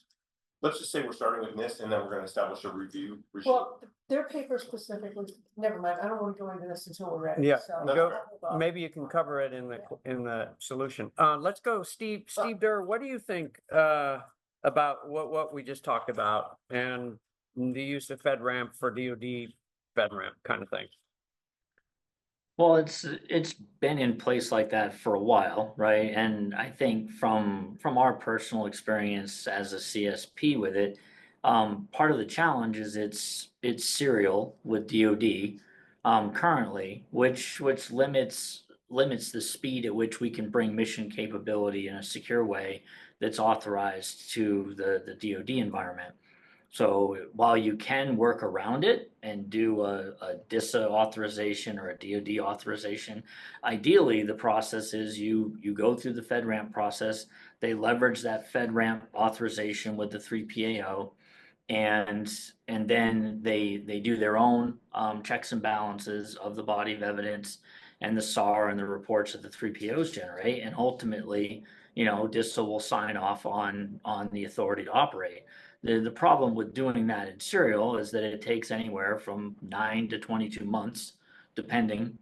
And that's a long time. You know, Chris was mentioning that earlier, that it takes a long time to get capability in the hands of the government, especially on the low side, which takes longer. On the high side, it's actually faster. We can get through an accreditation of a new service in weeks if we need to, because the security control inheritance model is well defined on the classified side. There's more controls, but also more of those, a good percentage of those controls are inherited. So any new service that we bring to market inherits a lot of those controls, and you're really looking at the deltas, somewhere between 25 and 40 controls, depending on what you're doing. Setting aside like the int B and int C pieces, right, depending on what you're doing there. But you know, it's not overly difficult, and we can do it in a matter of weeks, at the secret and at the top secret level, under the cognizance of the IC being the security authority. It seems that FedRAMP and the DISA approval process is very cumbersome and bureaucratic and not streamlined in such a way that we can take a brand new service. And to John's point, like every CSP does things a little bit differently, but if we plan to take a service into the DoD and into the classified environments, we make sure that service meets the DoD requirements before it's allowed to go generally available in even our commercial environment. So there's certain standards that they have to meet through our own internal development process before they can even release it commercially. So that way we're ensured that we have the same service across classification levels, whether it's in FedRAMP regions, DoD regions, or secret or top secret. So I think it's just time to market, really, and time to mission is what's being impacted by doing FedRAMP and DISA stuff in serial. This is an excellent point. One of the things that I want to do is take this discussion now that we've been looking at U.S. intergovernment, and I still really haven't heard enough about the IC sharing results with DoD, DISA. You know, before we launch into the international domain of NATO and NC and NATO NCI and Five Eyes, where are we at with the agreements between the IC, the DNI and the IC, and DISA, JWCC, and accepting each other's certifications? Yes.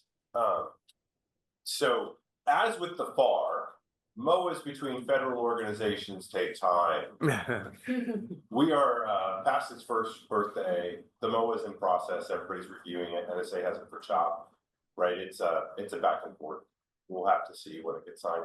My expectation is you're talking August next year. August of next year? Everybody who has to sign it, it's all been fired. So Which MOA are you talking about? the MOA between, so like as an example on the secret fabric, the Department of Defense has formal executive agency cognizance over it. And when I was at DoD CIO, we were working on a discussion with the agencies about how to get approval. And it was, hey, you know, we'll do our stuff, you're to use stuff. Now that we've got Amazon, Microsoft, and others on the fabric, and they're commingling, right? This is all easy when it was my data center, your data center, kosher. Now, you know, I've got meat and cheese on the same plate. This is not kosher anymore, and I need to resolve this. So there's real conflict and equity over You had to bring religion in. what standards, what wall are you going to build? A type A wall or a type B wall in your data centers? Are you going to apply Tempest? Or are you going to apply ICD 503? Like, these are conversations they're working through, and everybody who has to sign it is a political, and so all But I bets are think off. on the better news side, right?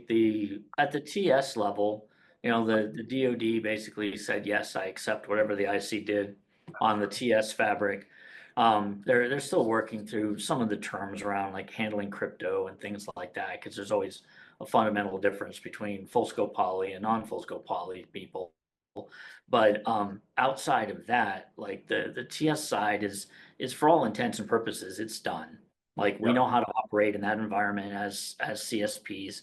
The unclassified side, the SBU side, impact level 5, we know how to operate in that environment because typically the IC doesn't care.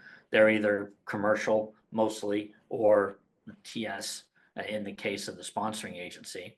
But you know, that bone of contention, to John's point, is around the secret fabric, because there's agencies that, You know we need to share information on the CIPR fabric with partners and Five Eyes in order to fight wars. But on the IC side of things, you know, everybody's an enemy. So the no foreign aspect of it is always a thing to consider, right? So there was a lot more back and forth on secret than there was on TS. Sorry, yes, concur. My focus has been on secret, but that's because DoD has formal executive agency and the IC is exerting agency over it. And this is, again, I don't trust you to the level of how you build your walls. So when we talk about reciprocity, we have foundational things like foundations that are being questioned. Like it is truly major items that they've got to work through, and it's because nobody is in charge. Well, maybe there will be somebody in charge in a few months. What I'd like to do is take this conversation to its logical extension is we have agreements already between DoD and the Five Eyes on using cloud for collaborating on war information sharing efforts. There has been some discussions on the NATO side saying, well, we'll just use the commercial cloud to share wartime information and collaboration, which Russia will immediately say is it puts every data center in Europe as a viable target. This is a big issue, and I'm a little concerned that NATO may not, the factors in NATO that are having these discussions around cloud coordination, reciprocity, et cetera, are not understanding the ramifications of war and the use of the cloud. Thoughts? We obviously went to the third question on international. Yes, we did. I already weighed in on that one earlier, so if somebody else wants to jump You in. did. Three PAOs or Brian. Yeah, or let's talk to Brian. Let's talk to Brian about, you know, what were some of the impediments for FedRAMP and the international partners to sort of agree on ANA framework? It's the use of different standards. European countries are like the ISO. There's a few that are enamored with NIST, but it's the different standard that is, and I don't honestly think that we're going to ever get to a place of pure reciprocity, because every government is going to have their own, you know, requirements and what's important to them. I think a more legitimate question is, you know, looking at harmonization across, or even recognition of the work that cloud providers do to secure their systems versus, you know, the process of meeting specific, you know, standards.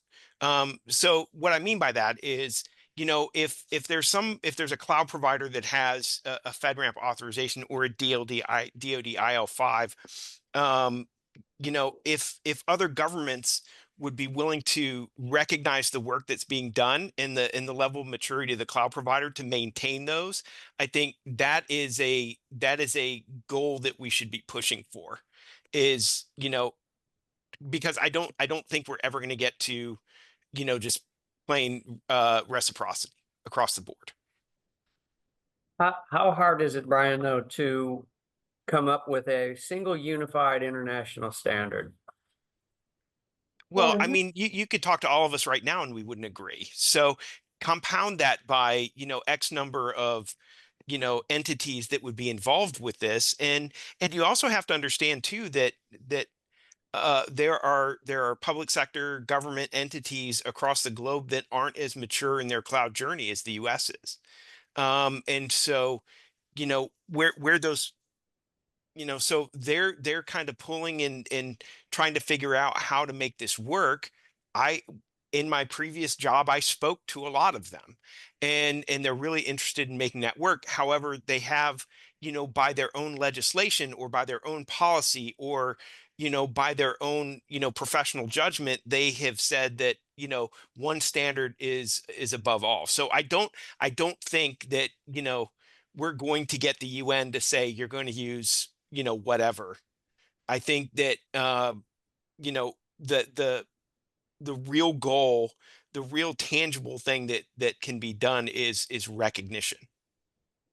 So the UN received a resolution a couple of years ago for exactly what you're talking about.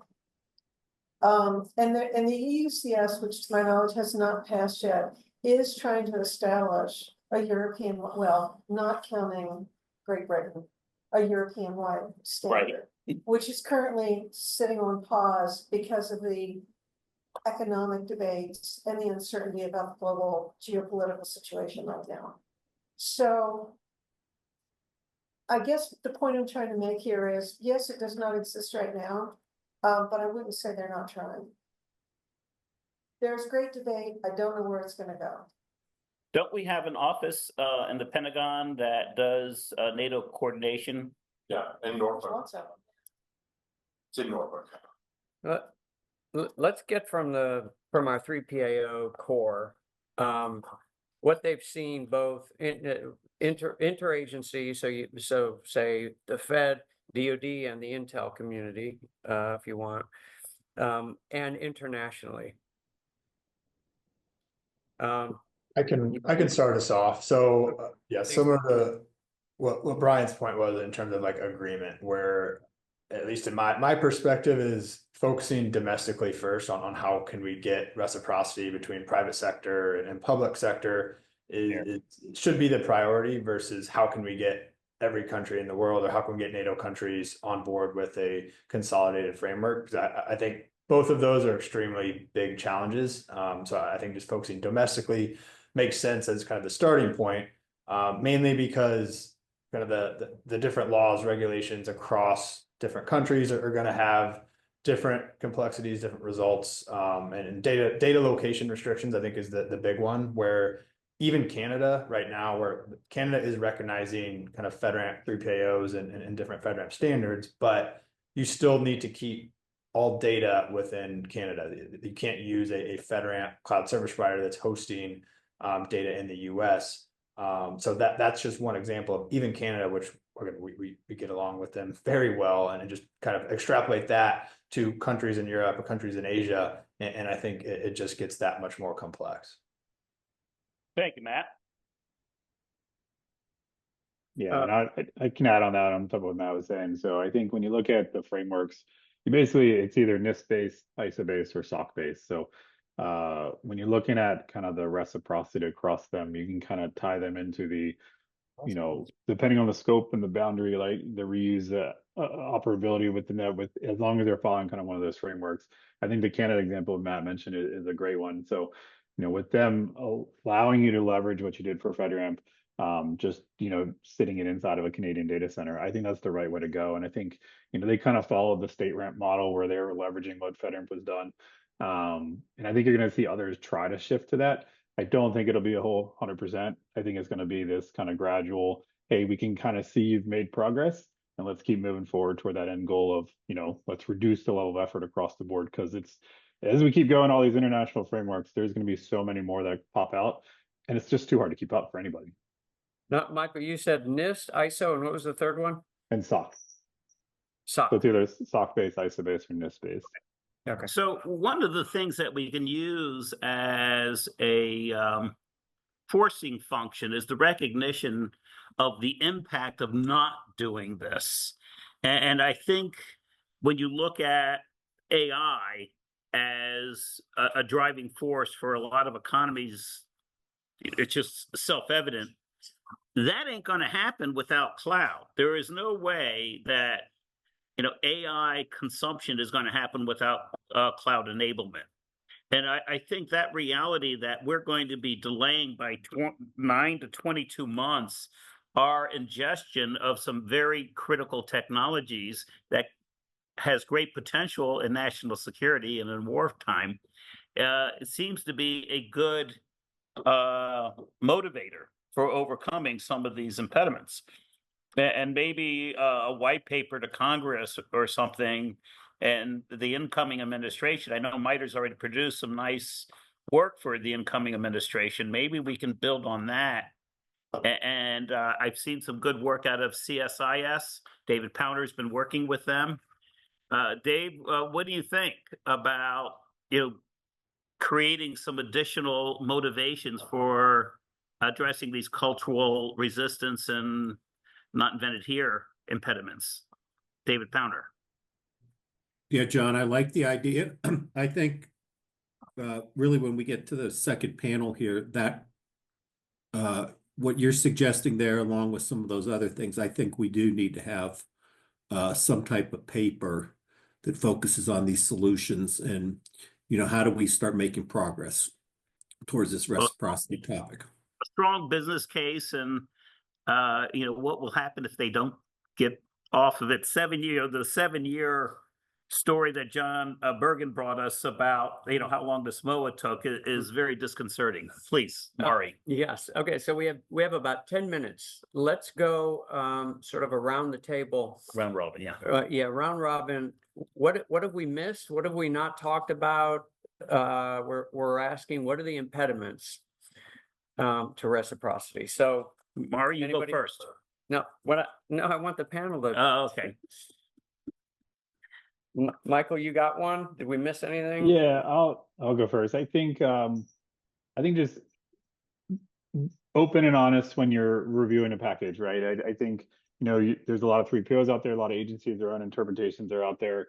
I think the more and more that people can understand that, hey, there are detailed reviews going on, especially when we talk FedRAMP. There's huge amount of people looking at these packages, granting that initial review. So I think when you look at interagencies, they should be able to take what was out there and kind of grant their own, decision based on that what's in there.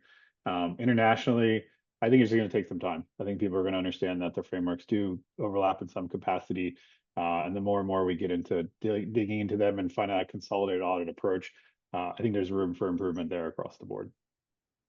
Awesome. Brian, you got one? Yeah, I think, following this conversation, we fell into two different use cases, right? In FedRAMP, they service FedCiv. Okay. And there are governments across the world, they're non-national security establishment, they're non-IC folks who want to use cloud, who see the benefit of commercial cloud. And I think that I don't know if that's going to be easier or harder to have some recognition or reciprocity or harmonization amongst. I actually think amongst the national security establishment across NATO, it's going to be easier once NATO can get a standard set. Because all the allies need and want to participate. And I think and we've seen that with the STANAGs before, interoperability with information systems, with communication systems. So I think that, that is more likely to happen more quickly than, the use case of like FedCiv, across the world, like the Department of the Interior or, whatever ministry does what outside of national security. Awesome. How about Durr? Yep. How about you, Steve? Steve Durr? Yeah, I think it's really, around the points around automation before. I think if we can find a way to automate our way out of some of these accreditation tasks and getting through the compliance paperwork as quickly as possible. But then at the end of the day, a human has to read it and somebody has to sign off on it. And all of these agencies are limited on their security control assessors, their accrediting officials, or whoever their delegated AO is. There's only so many of them.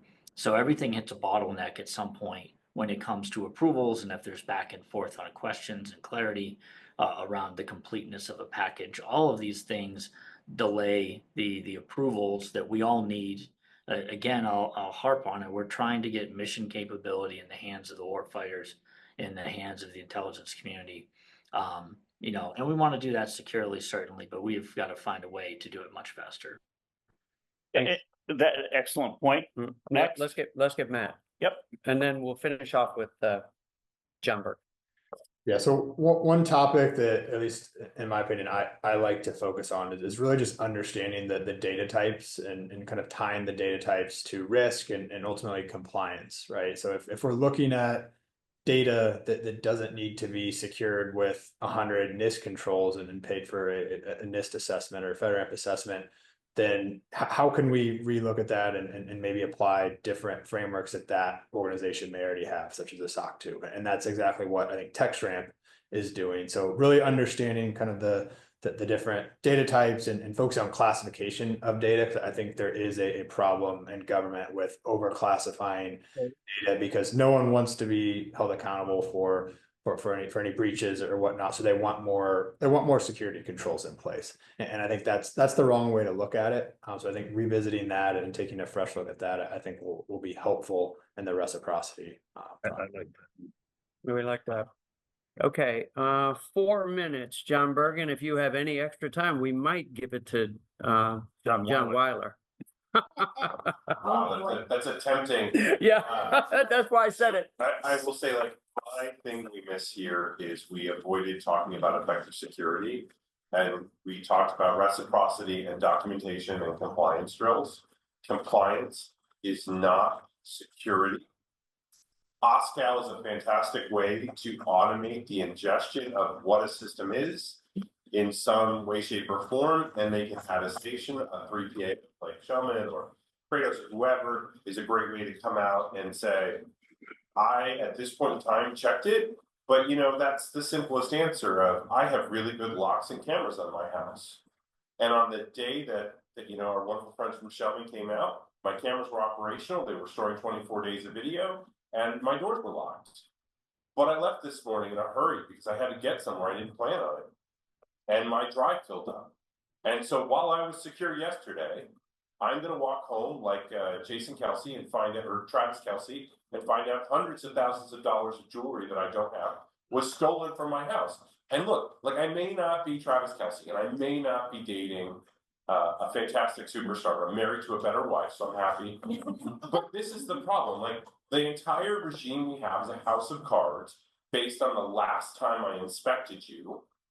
And it's foolish because every day is an opportunity to be behind your patches. Every hour is an opportunity for a 0-day to hit the market.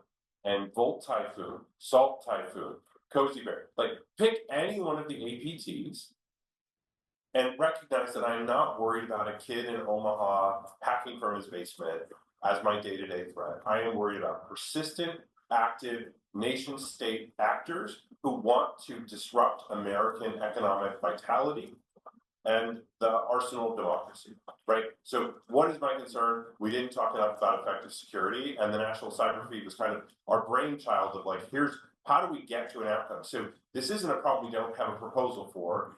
It is, however, unfortunately, a problem that, and I would look to Brian to say, like, even if I could demonstrate continuous monitoring by DISA with hourly feeds and monitoring, he's going to look at me and has looked at me across the table and said, well, your architecture diagrams suck. And I'm mad about that. Like, as a CSP, I'm mad about the way in which we're treated, where artifacts of compliance rigor are of equal or greater standing than security outcomes.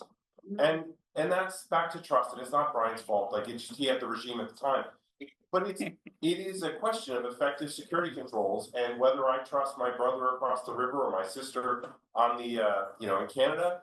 This is a problem of effective security outcomes need to be the paramount review. And instead, because of the need for speed and market viability, we're focused on reciprocity of compliance endeavors. And we don't spend enough time talking about effective security. Did I lock my door? By the way, I didn't. If you want to rob my house, you can. Like, I have cameras. See you later. But, like, go Travis Kelsey my house.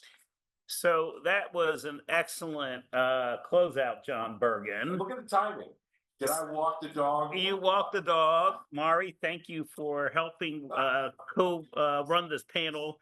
It seems that as we hand this off to the next panel, please help address the fact that one of the challenges is such focus on compliance, each within their own rice bowl. If we're going to achieve this reciprocity and crosswalk these frameworks, let's try to improve the fact that when we go through compliance, it actually is driving better security. And if that's not happening, we got to go back and look at these frameworks and certification regimes and make them better, not just make them more reciprocal.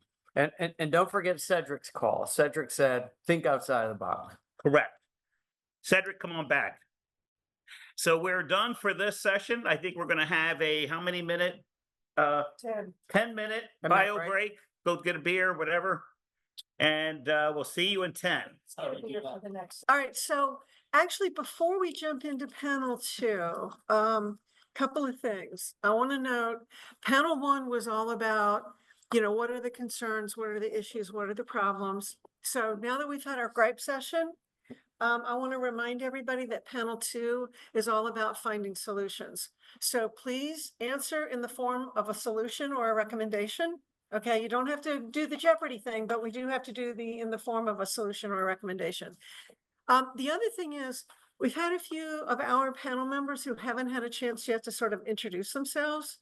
So I wanted to just take a moment for the couple of them who haven't, let them, give a little bit about who they are, their background. And what I would also like you to address just quickly is also, why this reciprocity question is important to you. Okay, so why don't we start with Hazem, and then we'll go from there. Excellent. Sure. So my name is Hazem El Dakduki. I'm with AWS Security Assurance. Prior to that, I was decade federal service. Latest stint was as a deputy CIO for a component of the Department of Justice. Sometime as a CISO there as well. And I think, why reciprocity is important to me is we're in this, as a community, there's a shortage of security talent, and there's no shortage of security work that needs to be done. So it pains me to see us not employ our resources in the most effective way possible. Reuse means we can deploy those limited resources to do more. And I want to see us optimally use the resources that we have in order to scale and do security better. Cool. All right, thank you. Michelle, how about, do you want to go next, please? Yep, I'm Michelle Iverson. I was with DoD CIO, where I was the chief of cybersecurity integration and operations. And so why is reciprocity important? All the reasons that Hazem said. But again, I also want to see industry have an efficient means to achieve the goal, right? So we often see them having to do double duty to meet maybe industry standards plus separate DoD or federal standards. So how can we come together and work that solution so that it's a win-win for both sides of the equation? All right, thank you so much. Okay, Rajiv. Hi, Rajiv Karamchedu, Raj from Fortrium, and I manage the enterprise business and revenue operations for this 3PIO. So Fortrium is a independent third-party FedRAMP organization that we provide. In addition to FedRAMP, we are known for our FedRAMP third-party assessments, but we also do other frameworks. We provide sort of offensive and technical testing services as well. So we have been part of the FedRAMP program since its inception. I've been in like multiple 3PAO organizations before coming over to Fortrium, and that's our business, right? Assessments and cybersecurity services is part of our business, and we've seen agencies and CSPs and industry, all of us kind of work through FedRAMP in the initial stages, FISMA, and all the other frameworks. I think reciprocity is good for everybody. I think it's a no-brainer. The more we can do, the better off that CSPs and the agencies are, is less work. And us as a business owners, like we'd like to do, we don't like to do like duplicate assessments of doing the same thing again and again. We like to take on some more problematic and some more challenging problems so that we all can grow as a community and drive security forward. All right, thank you very much. Let's see, David Bond, are you on? Yes. Can everybody hear me? Yes. Oh, awesome. Did the mic check earlier. But so I'm David Vaughn. On here, I am representing ISSA International, where I am the Chief Financial Officer.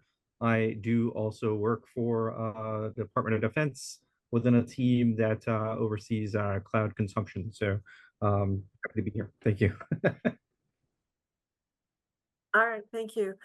Chris, I know you gave our keynote earlier, but is there anything in particular you want to add as we kick off panel 2? No, look, I mean, it just, everything everyone said are great goals for this, but I mean, I think like a meta goal is it's time for us to, as practitioners in this field, own the maturation of our field and discipline and be stakeholders in that maturation because it's necessary. It's not like when we started out with accreditations back in the day. This is the bedrock and critical path dependency to essentially delivering on any mission or any business opportunity that anyone's got. And so like the way we used to think about and accept redundancy and inefficiencies in the system as being acceptable things that we didn't like but could tolerate, it's gone, right? We can't accept or tolerate inefficiencies in the system.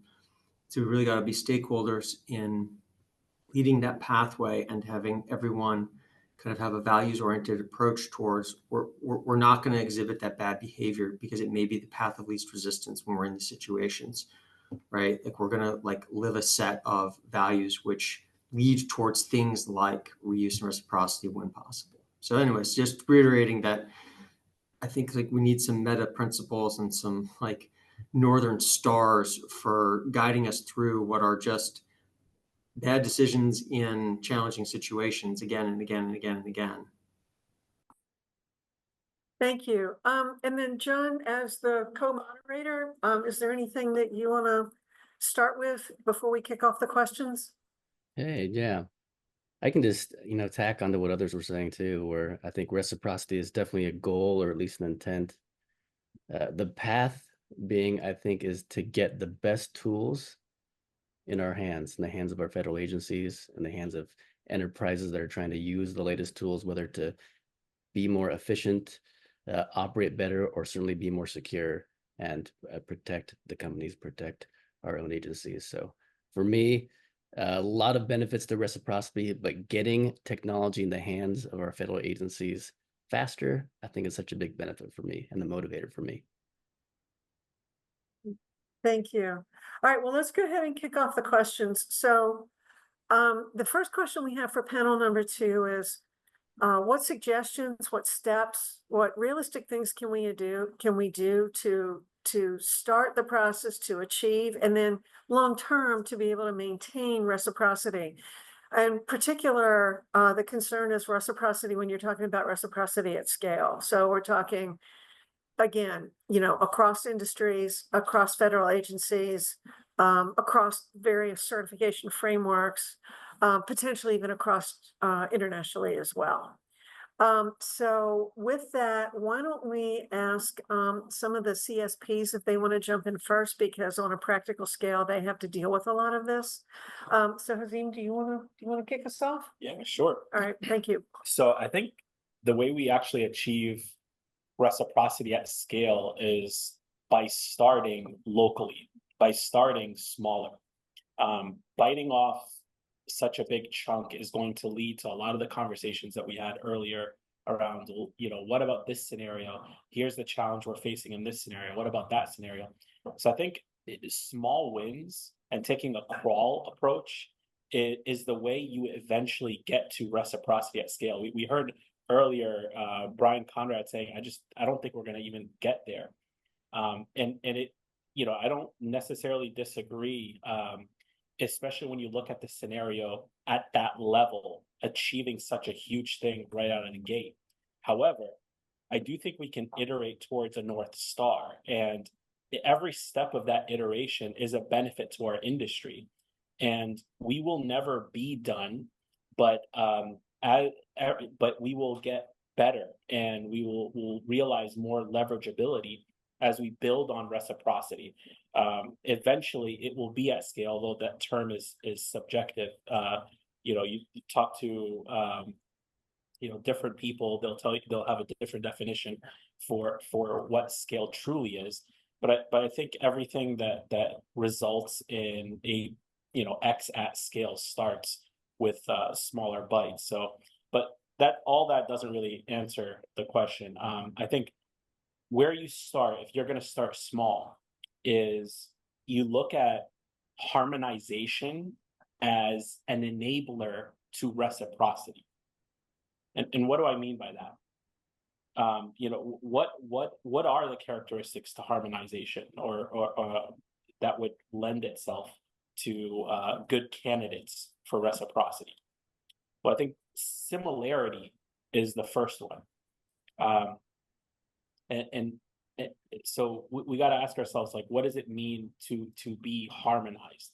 Well, first and foremost is trust in the entity. So there's going to be, look at a scale. If we talk about two nation states that don't see eye to eye politically, that's the worst case. That's the left side of the scale, where there's the worst case of trust. Then you got NATO, and then all the way on the right side of the scale is within the US government, two agencies. And even there's challenges, but that's the gradient. You start first where you have entities that have the highest level of trust. We're not saying trust is necessarily established and perfect, but the highest level. And then you work your way out to achieve the scale. It's a circle of trust approach where you go with the inner layer where there's the most trust and you expand. But trust isn't the only factor. I think the other factor is speaking the same language. And language in the case of compliance frameworks is the control catalog. So not synonymous with the same baseline of controls, but the same control catalog. So you can, NIST 853, one of the reasons why it's so useful is its extensibility. You can select the right baseline for the right workload depending on your mission. Mappings can facilitate this. Mappings from authorities like NIST and ISO collaborating to do a mapping can remove some of the subjectivity. So that's good, but using the same catalog is better. That doesn't require one. So thank you. Michelle, I'd like to hear from you next as a former DoD executive level person over there. Where do you think we would go from the perspective of the government, in particular DoD? Well, again, agreeing with what was just said and harmonizing the controls. And we actually did that working with Mari as we're looking at 5G. We've started to harmonize between the FSMA controls out of 853 and with the SOC trust service criteria with the NISA controls, because not only are we looking at US, but what do we have to look for when we're communicating overseas? So I agree on the harmonization. I think also add in segmentation too, because trust is hard when you're talking really global enterprises. And so what is that segmentation? And can you start to talk about that a little? And then the last thing I would probably kind of toss out is how do we start looking at like continuous testing to kind of build that trust? Steel sharpens steel. So I can accept maybe some more risk if I know there's continuous testing to identify vulnerabilities. Networks are very dynamic, things change, configurations change. So I think I put more trust into that continuous testing. Yeah. Okay. Michelle, when you say segmentation, do you mean just like the differences across frameworks and regulations? Well, partly, but part of it also is to even, and maybe this goes a little bit to zero trust, but even if you're a global market, right, for most of you on this call, and how do I know from an architecture and standpoint that something, China, France, we all have different kind of standards amongst ourselves. Are there segmentations that we can have some level of trust in that you guys can provide as part of that control framework, that we know that this is what the reciprocity. And the hard part about reciprocity is it's supposed to be, and you can kind of go back, it's type accreditations as well as reciprocity. Back in the day, if we were doing, Rainbow Series, because I'm probably the oldest one here, we had very tight, specific engineering controls. So I could easily accept that reciprocity. So without some level of understanding what that control is, pick a level, add in continuous testing, making sure I have some segmentation to have some framework of a boundary, and then I can start to look at that. Thank you. So one piece of that, you mentioned the continuous testing. So what you are also leaning toward is not only the reciprocity aspect, but the continuous ATO aspect. Is that valid way of phrasing that? Yeah, I think so. I think they kind of go hand in hand. And it gets back to what the last panel was talking about is, we're not doing this for compliance, we're doing it for security. So how are you constantly adjusting where your security risk is? Yeah. Okay. All right. Yeah, that makes sense. So, okay. So, and Chris, kind of same question over to you, because you've spanned both, government and industry. Where would you start if you were like, king of cybersecurity for the planet for a day? How would you begin? With a crown? Well, yeah. No, I like that question. And I think it goes back to this need to start somewhere and to kind of methodically create the circumstances to make this a safe activity, right? Like, and again, just quickly, like I really like Michelle's continuous testing. I mean, there's continuous monitoring and all of that, but that can become compliance activities too.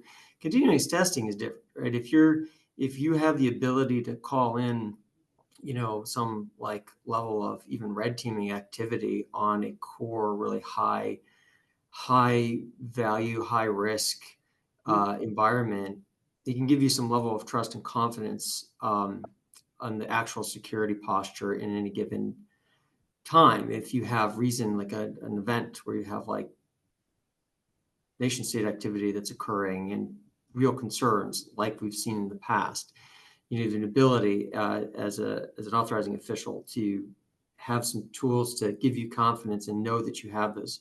I think that would help with reciprocity, because you're able to, say, look, there's a baseline set of artifacts and things I'm going to review, but we all know at the end of the day, that's not fully understanding the security posture of a system, and changes are being made on a daily basis in these massive CSPs. And so like, including ours, right? And so like, you do need these tools in your kit, but I think they could help us just get over this. Like, the authorizing moment is like, it's like outsized in importance, honestly, in an actual, when you think of security outcomes, if you're thinking in that way, it's outsized in importance, and it's like initiation stage, especially if you don't revisit for 3 years, which is a lot of ATOs I've signed, a lot of, right? So I mean, I always wanted the continuous vulnerability data and, application security testing data and all those things to come flow into my GRC. And so I could like keep tabs on these things.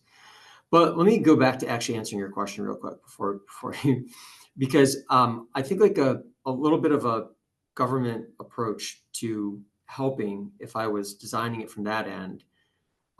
First point is, I think this kind of needs to be treated like an initiative that's overseen with some governance, like whether that's in the White House, Office of Management and Budget, probably, or a combination of that, Office of National Cyber Director, National Security Council staff, whatever. But like, you need some initiatives and ways of tying it into policy direction and metricing. Because what I would say is, like, the first thing that needs to happen is if you make these changes and say, we want reciprocity now, but the next thing that happens when you make a big policy movement like that is there's all sorts of contradictory policy everywhere. You find that both at OMB nature and also in the agencies, and then down in the subcomponents of agencies. So you want to count agencies, there's about 450, depending on how you count them. Meaning, like, you've got way more than 24 CFO Act agencies with policies that like somehow rule the roost. No, like, it's far more complicated. And so there's like I know it's boring, but there's a policy cleanup exercise that kind of has to occur when you want behavioral change and big new ways of doing business and operating. So like it has to be some level of that. And then you need public facing targets, and OMB could set those. And I say public facing for a reason, because you want that accountability and transparency. And also it's a way to communicate with Congress all the way down to an authorizing official and to the contracting resources that are sitting behind and supporting that authorizing official. If it's public facing, everyone can access and see and have the same information on what the targets are and the expectations are.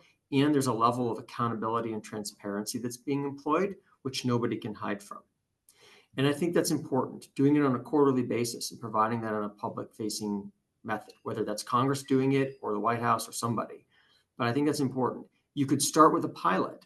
You could walk, crawl, walk, run. I mean, it doesn't have to be like 100 in year one. You could have a reasonable starting point to like kind of work towards this. And what you would find when you have that is like you're going to start to disaggregate all of the actual problems and things, because it's something that people are being held accountable to actually achieving and implementing. And then, just that ties all the way back to having an owner that's tracking and doing governance. And so when you need to put that out to the accountable officials, like whether that's a deputy secretary, the CIO, whoever you're going to like a, DHS CIO, if you want to hold the whole department accountable and they can use their own governance structure, you can flow those things down. But like, if you just have an initiative and then throw it off to like some GS-12s to run at an agency, come on, like we're not going to go anywhere. Like this has to be an initiative, it has to be taken seriously, and it has to be governed.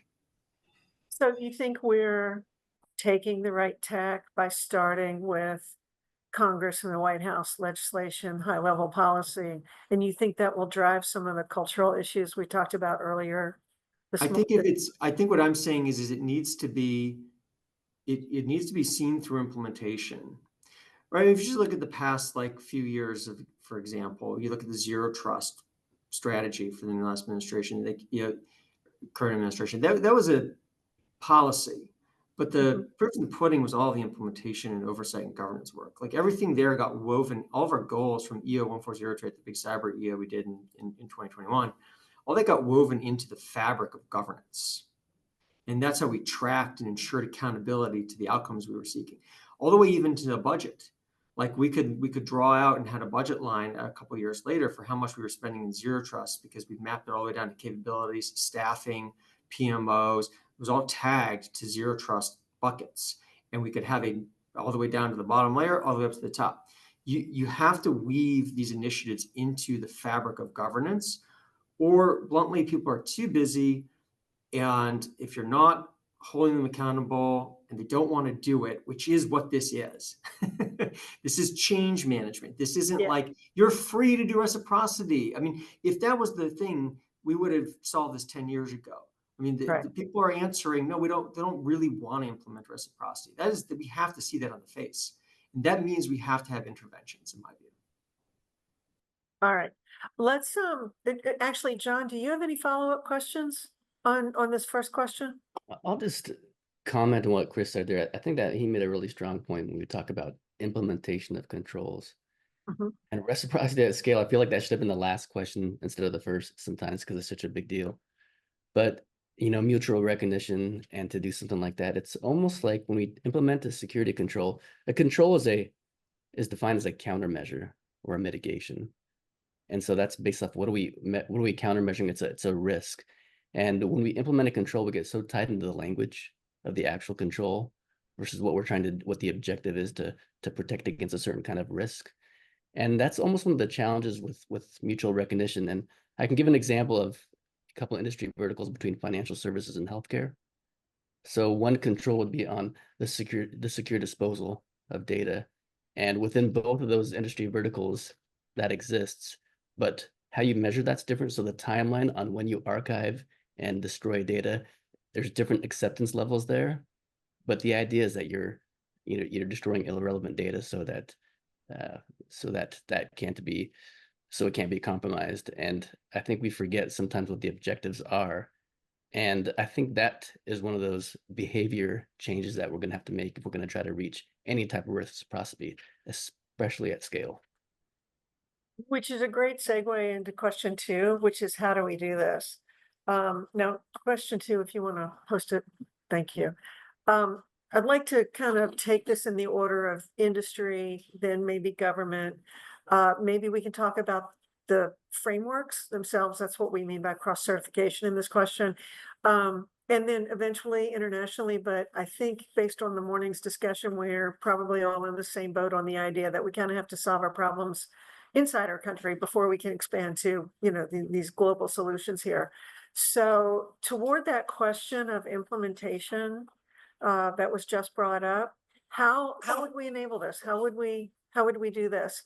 And Rajiv, let me start with you, because I know that organizations like yours are kind of in the thick of things when it comes to the how-to question. So where would you go with this? How would you start this? I'll try and tie in like what Chris and Azem said with regards to panel, question number one as well, right? When you think about what are the possible steps that we can take, and then we get to how do we sort of enable. I think 100% agree with all of them.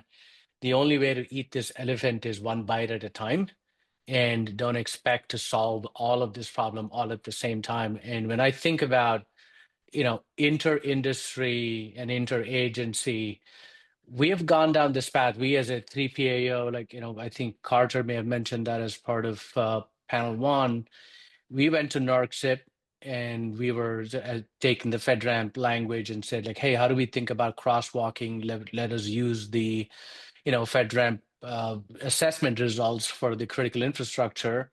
And I think a lot of them, the NARCSIP auditors and others wanted to kind of keep their jobs and wanted to do their things their way. And in a way, I feel that they want their database in Magenta, and by God, they're going to have it, right?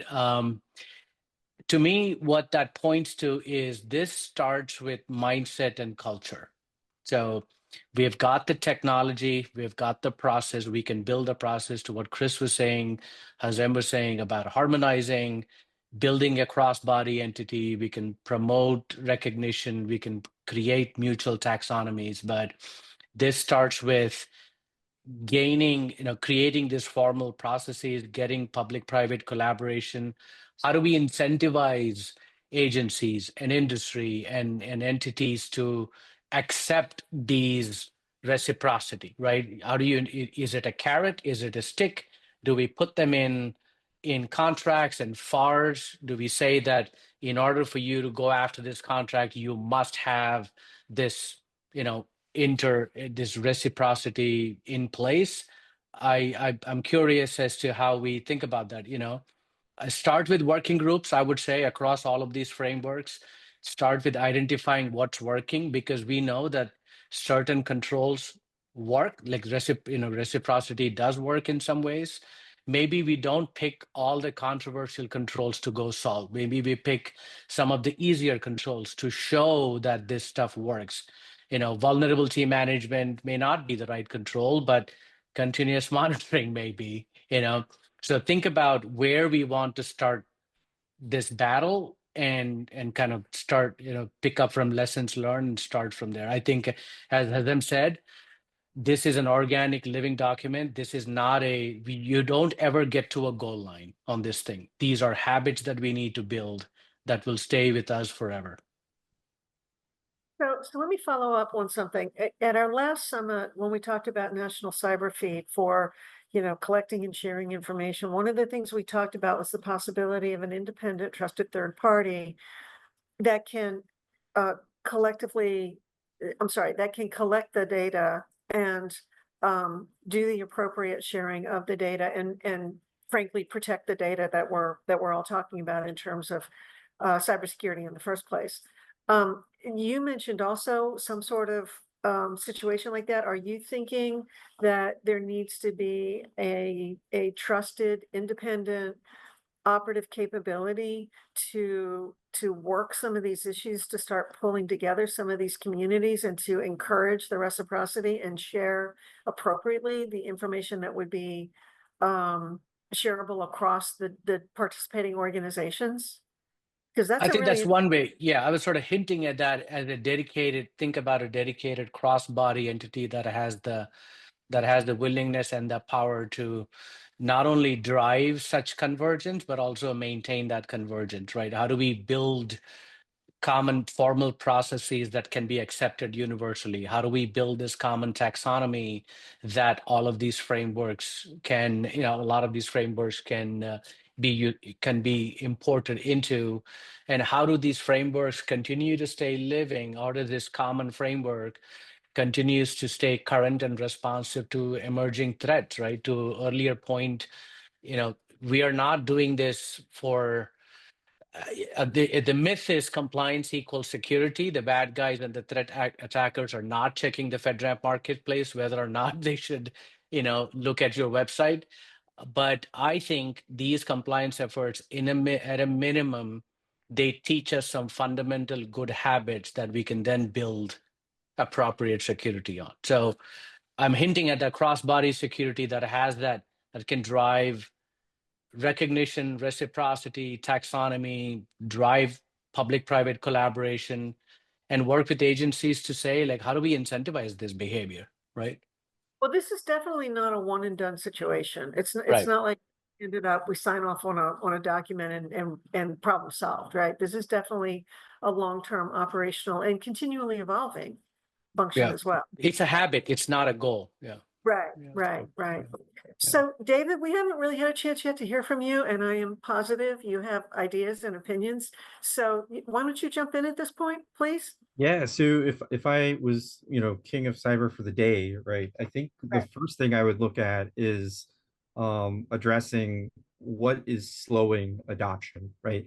So before I even said reciprocity, I'm looking at, all right, well, we've already had a mandate to consume COTS over GOTS, right? We already have a mandate to reduce our data center infrastructure, which drove us to have a mandate to consume commercial cloud, right, across all federal agencies, right, not just the DoD. That drove the requirement for FedRAMP to try to have a consistent standards body, right? And FedRAMP, while it's not a one size fits all, right, that is the baseline, the basis for everybody, and that's why they call it a baseline, right? What I think is interesting though is the power, and I wouldn't say power necessarily, the bottleneck that gets created, right, because of the AOs are so far and few between, right? If you look at the AO for DoD, for example, right, they are overseeing the entire DoD, right? There's no way that an organization, even 300 people deep, can keep up with the amount of applications and workloads that our CSP partners are putting out annually, right? It's just not realistic to suggest that they can look at 300 plus applications a year and give thorough accreditations of those without something slipping through the cracks or something innovative not being available to the warfighter, right? It's been brought up a number of times about OSCAL. I think OSCAL is really it's not a silver bullet, but it is really close because it gives you real-time feedback of your environment. One of the previous speakers earlier today brought up something I actually had not thought about that I'm going to take back to our drawing board. But with OSCAL, your problem then becomes of running out of storage space or not validating that you're actually getting the logs. But even that is still a smaller problem to fix than not being able to have reciprocity, right? We actually get away from saying reciprocity. We say one-way trust, right? The issue with reciprocity is that if you have a mutual agreement between two parties, right? Let's just say GSA for FedRAMP and DoD for our needs, right? I think it was lovingly referred to as FedRAMP Plus for a long time, right? But if GSA changes anything, right, that now breaks your reciprocal agreement, right? So now, if something gets changed, that impacts everybody else that had a reciprocal agreement. So we got away from saying the word reciprocity and say, hey, look, you can do if you're meeting your FedRAMP requirements, but you're not FedRAMP certified, show us your 3PAO results, right? And we'll accept those, right? And it's part of the process. But there are additional controls that are specific to DoD that are specific to the criticality of the data, right? So that's where we talk about the different impact levels and classified networks or mission critical intelligence driven stuff, right? And I think that's where the major differentiator is. But if you look at it internationally, and I'm trying to get all this all at once, right? The biggest challenge with international is identity, right? Who's going to own identity? And then data labeling, right? So our version of secret might be different than those of our partner, Five Eyes partners, right? So who would own identity? And that's always been the linchpin when I've been in the room having those conversations of, it's not technically impossible at all. There are cloud providers right now that are providing cloud for mission partner environments, and they've been doing so since 2016, right? It's not a technical issue. It's a matter of accepting risk and who's going to own identity and data labeling. So that's a lot, right? But the biggest bang for your buck really would be addressing some of those acquisition regulation, because every agency has their own flavor of FAR, right? And there are specific FAR restrictions that are I would say burdensome to any type of conversation about reciprocity. Okay, so let's go ahead and move on to the next question because it directly ties to the regulation comment you just brought up, David, which is, okay, time for a rubber to meet the road. I'm going to give you the opportunity to make recommendations to either Congress for legislation or the White House for policy. What would you say? What recommendations would you make, and how would you provide support for reciprocity for security? So Chris, can I start with you, please, on this one? Sure. I'm back to making you king again for the day. I'll try to break down the question, and I'm tempted to also answer a little bit of the prior one, but yeah. So we're talking about what recommendations we want to make to Congress and the White House for policies for reciprocity. I think like it's a little bit back to what I was saying before. I think we gotta dig into this like in a way that hasn't been dug into yet. I mean, it's just like being honest about it. We talk at high levels about these things, but like there's a brass tacks barrier at the authorizing official layer that continues to not have movement.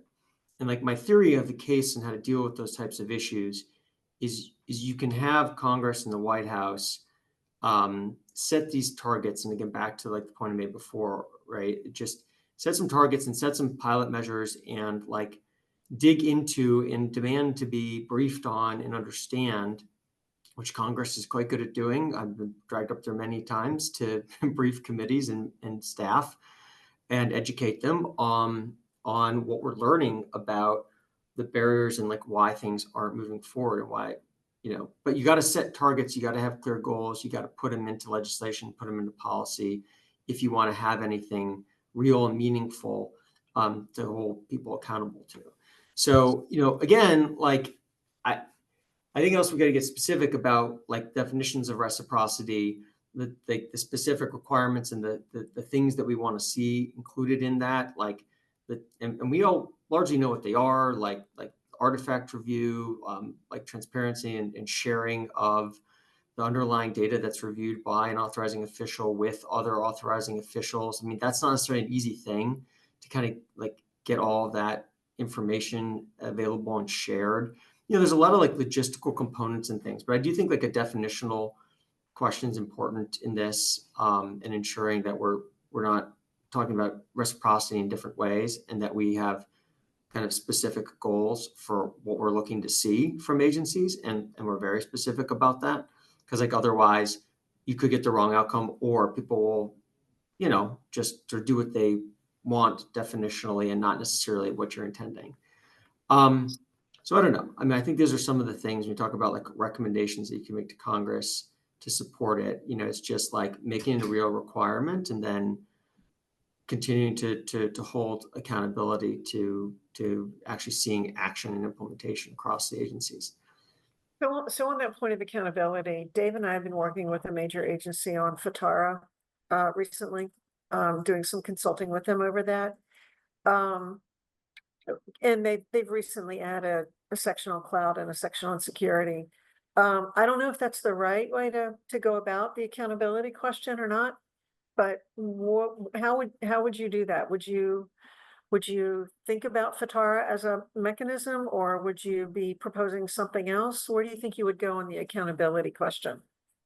Yeah, I mean, I always encourage my congressional colleagues to engage their executive counterparts when, and usually we have a good partnership between the two branches in doing technical assistance and getting legislation, and engaging industry partners, to make sure that we're not legislating things that are not possible to deliver. So again, I always get a little bit wary about getting specific in legislation. It can be dangerous. But I think I would try to advocate for like high level requirements that give space for tagging an OMB or something in the legislation to figure out the implementation and oversight guidance is a double play that is often welcome. But then Congress can have access to and get that data from agencies to put into their own scorecard, so that they can do their own hearings and oversight and governance independent of, and are not relying on the executive branch, White House, to kind of do that on their behalf, right? And so like, there's lots of ways to carve at this that tend to work, but I would just caution for, I'm not sure we want hard-coded specific cloud security requirements and things in legislation. That can every time we do that it gets really tricky, and it's very hard to write with specificity when it's an evolving space. Right. Yeah. Okay. Michelle, what do you think? Do you agree? And would you have a different perspective on the accountability question? Well, I think accountability absolutely has to be part of the equation. I think I do agree with Chris, being careful somewhat in the law, because sometimes we have unintended consequences. And I was just in a conversation earlier today, and the conversation around went around talking about U.S.-based companies. Well, at the end of the day, what does that mean? You could have, a company that has a headquarters here, and they still make all of their products overseas, right? So I just think you have to be very careful with your language and interpreting it. I think with reciprocity, and maybe there's some legislation you can do, infrastructure versus data. Infrastructure, I think, can maybe get closer to reciprocity, because the infrastructure underneath, when you're talking cloud, maybe that's more static to some degree, and you bring back in the testing. And then the data is more on the user side. And so maybe there's some way you can do that. I think transparency is key. So on the industry side, having that transparency, that doesn't mean transparency to the world, but maybe there's a portal. If you have SOCs that you can get access, the government, appropriate people in the government can have access to see that test and those testing results and mitigation results. And then the government, not, maybe accountability to actually accept those test results.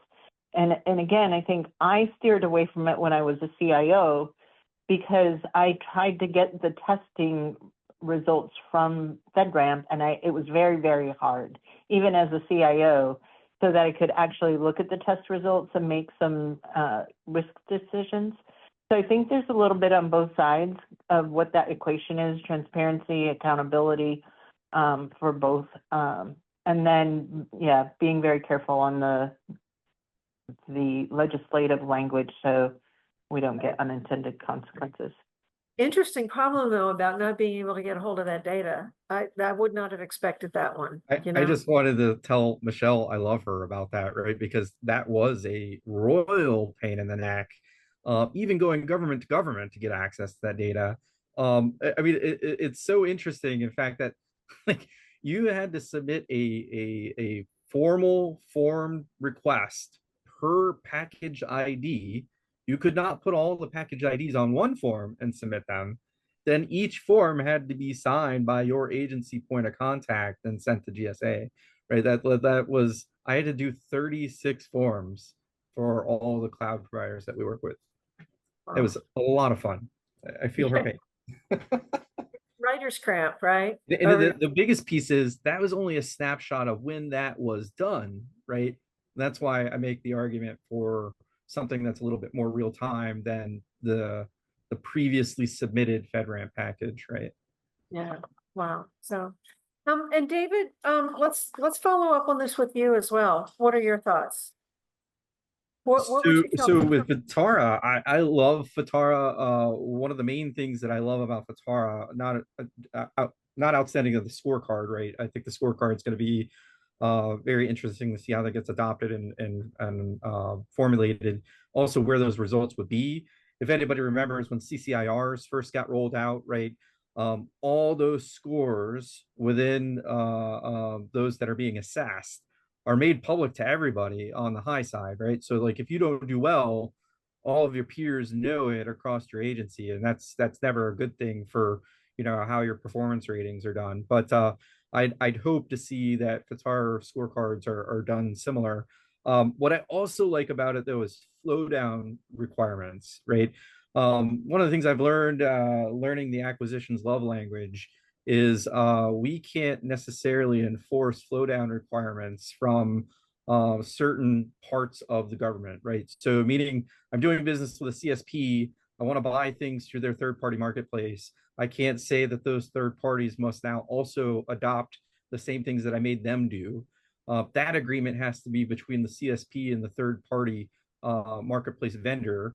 And if that third-party marketplace vendor doesn't want to do that because they had no say-so in the particular contract vehicle, then you know the warfighter can't buy those services through that particular contract vehicle. So that has limited cloud adoption, right? And it has certainly impacted third-party marketplace offerings in a single contract vehicle.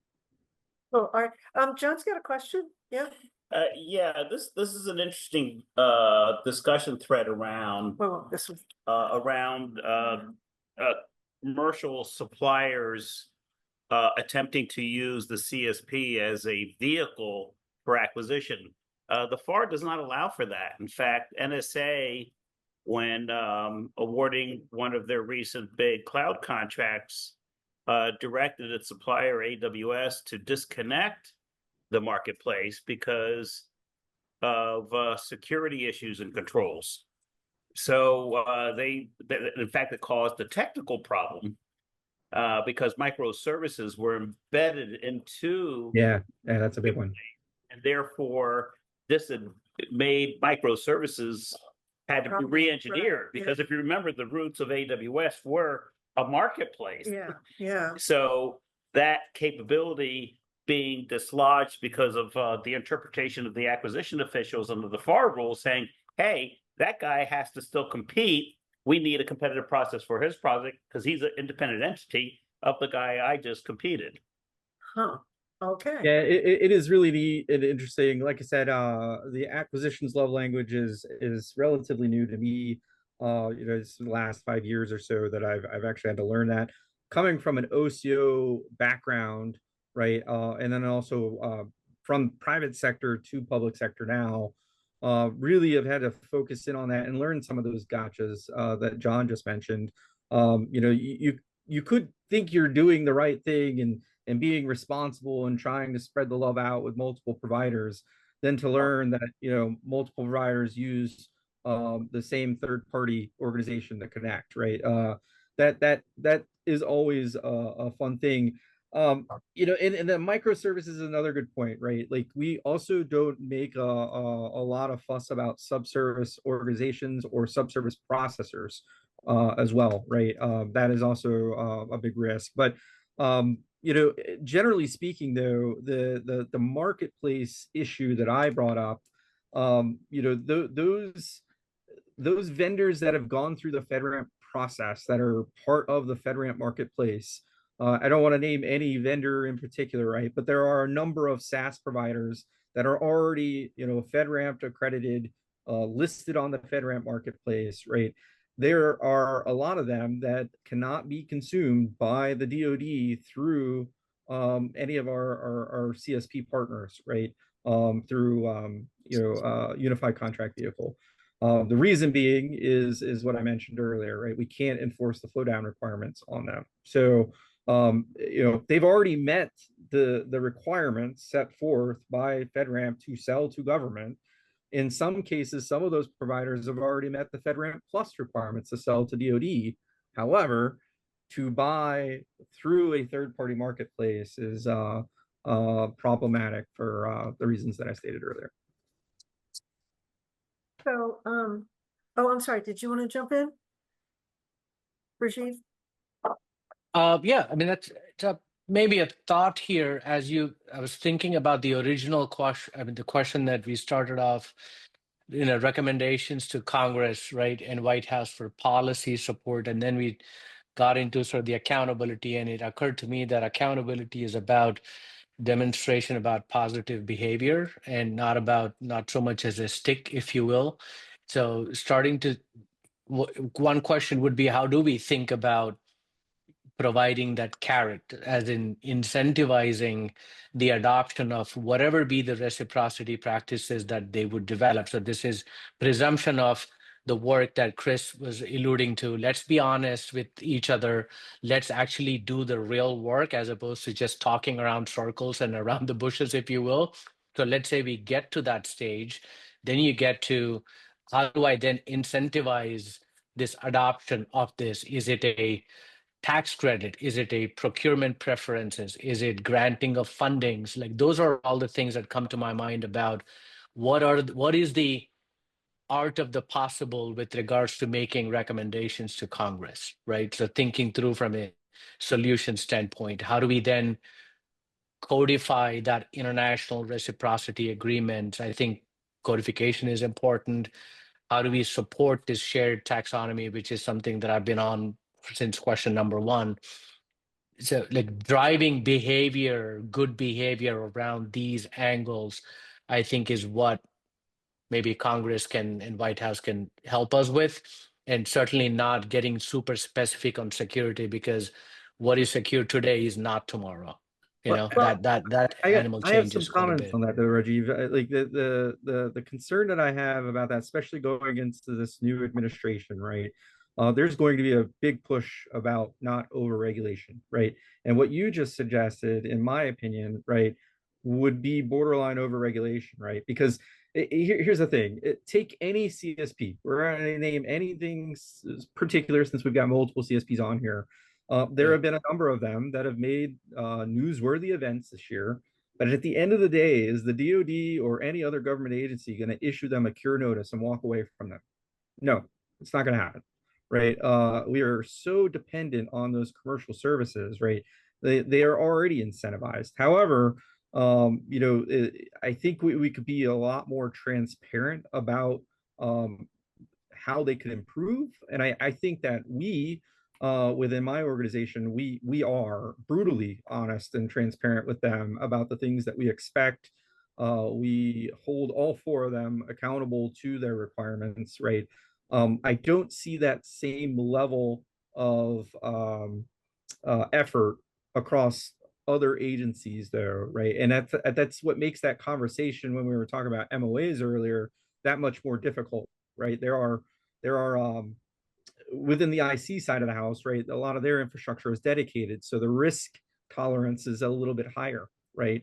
They're also trying to be a lot more agile and able to adopt newer technologies, where if you look at the DoD side of the house, that's more of an enterprise-wide problem that we really can't just go out and grab the latest and greatest thing. We have to be more measured in our approach based on what the capability is supporting, right? So that's why I'm really concerned about overregulation, right there. And then at the end of the day, what the consequence could actually be to a CSP. It's not going to be a thing where we're like, hey, thank you for your service, but we're going to start using these other guys, right? Even the process of migrating from one to the other is going to be costly and consequential to the warfighter at the end, if that makes sense. So, well, we happen to have representatives of the two major cloud service providers, and I want you to know they are sitting side by side. Right. Still alive with no bruises and no broken bones. So why don't we hear from them? What do you guys think? Law, policy, regulation? Where would you want to go? Well, And let me turn my camera here so you guys can both get on screen. well, I think first and foremost, we would welcome any kind of legislation that incentivizes reciprocity and harmonization. It makes sense for everyone in industry. Right. I don't think the question is like, should we do it? I think the question is, how do we do it? How Which do we is do like, it? Yeah. this is this part of the panel. But I think in the spirit of what was discussed earlier around, all right, we don't want to add bureaucracy because that's the last thing we want in a compliance world. We talked about how, compliance and security need to complement one another, right? When it doesn't, it's just more bureaucracy and nobody wants that. It's wasted resources for everybody involved. So I think, where we can converge those two great points is, I think first and foremost, we need to stop the bleeding. We can't have environments where there's these new compliance frameworks and constantly coming out to try to address issues that we have with the current ones without addressing the current ones. Right. So I think, some kind of like the same entity that, and Chris touched on this a little earlier. Typically what happens is CISA or some organization that has a responsibility to address a cyber concern or challenge only has a responsibility to do that. They don't always also have the responsibility of harmonizing.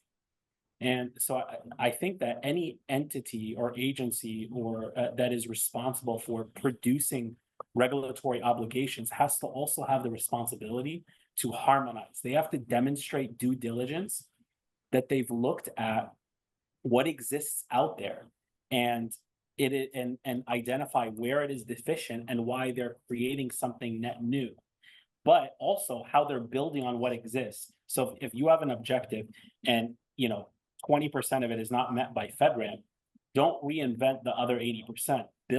Take 80% from FedRAMP and build the delta, the 20% delta.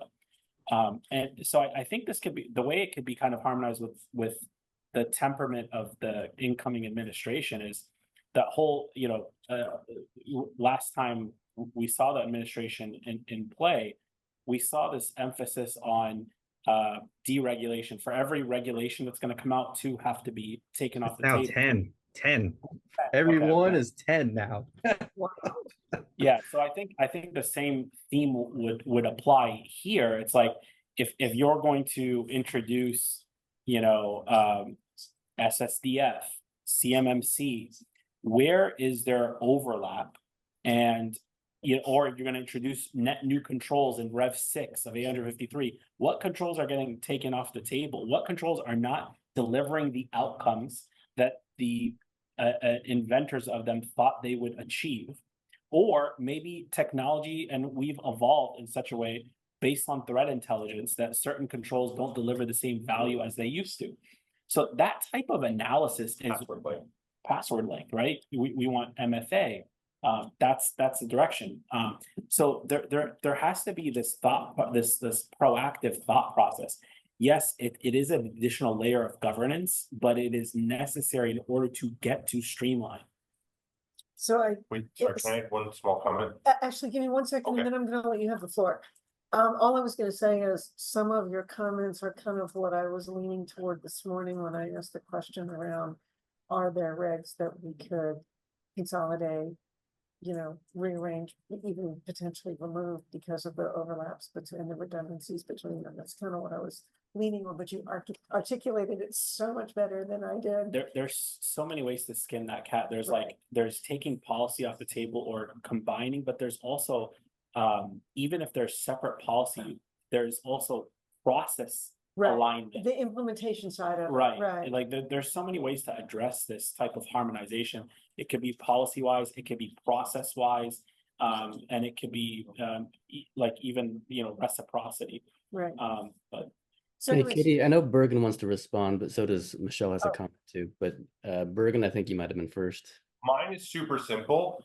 The change that was just so well articulated is make FedRAMP a regulatory body. Right now, it's not. It's an accumulation of policies and memorandums. It's not a regulator. Make a So it doesn't- regulator. it has no Give them the authority, like Right. the SEC or the like make them a regulatory body. And everything my partner in crime said I concur with. We need to either empower them or kill them. And this sounds like an Elon Musk problem in 200 days. efficiency. This will absolutely be on the table because our favorite Congress people are going to go after it. So like either empower them or delegate. I'd say it's staff and fund them too. Empower staff. Right. and That's a fund. big one. It's like Staff and fund. Yeah. what we ask them to do, they can't do with the amount of people they have, you know? You don't want to become another CISA. so Yeah. John Yao, I think you were gonna. Yeah, Michelle had something to say. Yeah, so kind of tailing on the back of that last comment about FedRAMP, and you know, FedRAMP does good work, but I will still go back and say part of the solution is adopting what is already exists and harmonizing that with like SOC. If FedRAMP isn't staffed, the one thing that SOC has is those auditors are fiduciary liable for their attestations. So that does add a layer that makes me trust them. The other thing I think when we're talking about what legislation and thinking about it, because not only, you know, when you think about what calculus has to go into a corporation's mind as they're making risk decisions is shareholder earnings, et cetera, right? And they have certain fiduciary responsibilities to their shareholders. So making sure, and we were tossing around this during 5G, is when we say that we can't use certain equipment from China or wherever that might be, that gives them that top cover to make the right decision, right? Or that we want it to be from the US or a Five Eyes. When we consider legislation, how does it impact and give incentivize companies to do the right thing, right? When they're making that trade balance. So just something I think is worth thinking through. I have so many thoughts and feelings on that one. So with soccer reports though, right? Love them, but you can certainly scope a SOC report in an advantageous manner that does not inform the consumer, right? If you're looking at SOC 1 Type 2 reports, right, those are fairly rigid, but my SOC 2 Type 1 and 2s, right, I am able to choose the entities that I want to put in front of the customer, right, which, you know, certainly does not help make a threat-driven decision on whether to consume or not consume from that vendor. I don't disagree, but that's where, and again, if we're thinking outside the box, and that's where we mapped the FISMA controls into the trust service criteria for 5G. And so then it wasn't optional. And when we give a provisional authorization to those 5G providers, then it would actually be, these are the control sets that you have to meet. So, you know, it's not solely use SOC. It is probably a blended model that I was thinking more of. No, I get what you're saying. The thing though that immediately comes to mind, and like I said, I'm learning a lot of these gotchas the hard way, right? Is we'll think that we're going to be able to get a result from one particular piece, like let's say SOC 1 Type 2 reports, which has been a DoD comptroller requirement for years, right? But the criteria for SOC reports is very well defined across the industry, right? So but there are clauses with the Federal Acquisition Regulation that provide exceptions to things that you would expect to find in a SOC report, right? Which then also don't bring great advantage to us on the government side of the house, right? So I agree with you of not reinventing the wheel. However, we've got to find those things that are you know, I'd say opposite cards, right? That then, you know, give a waiver to not having to provide that kind of information.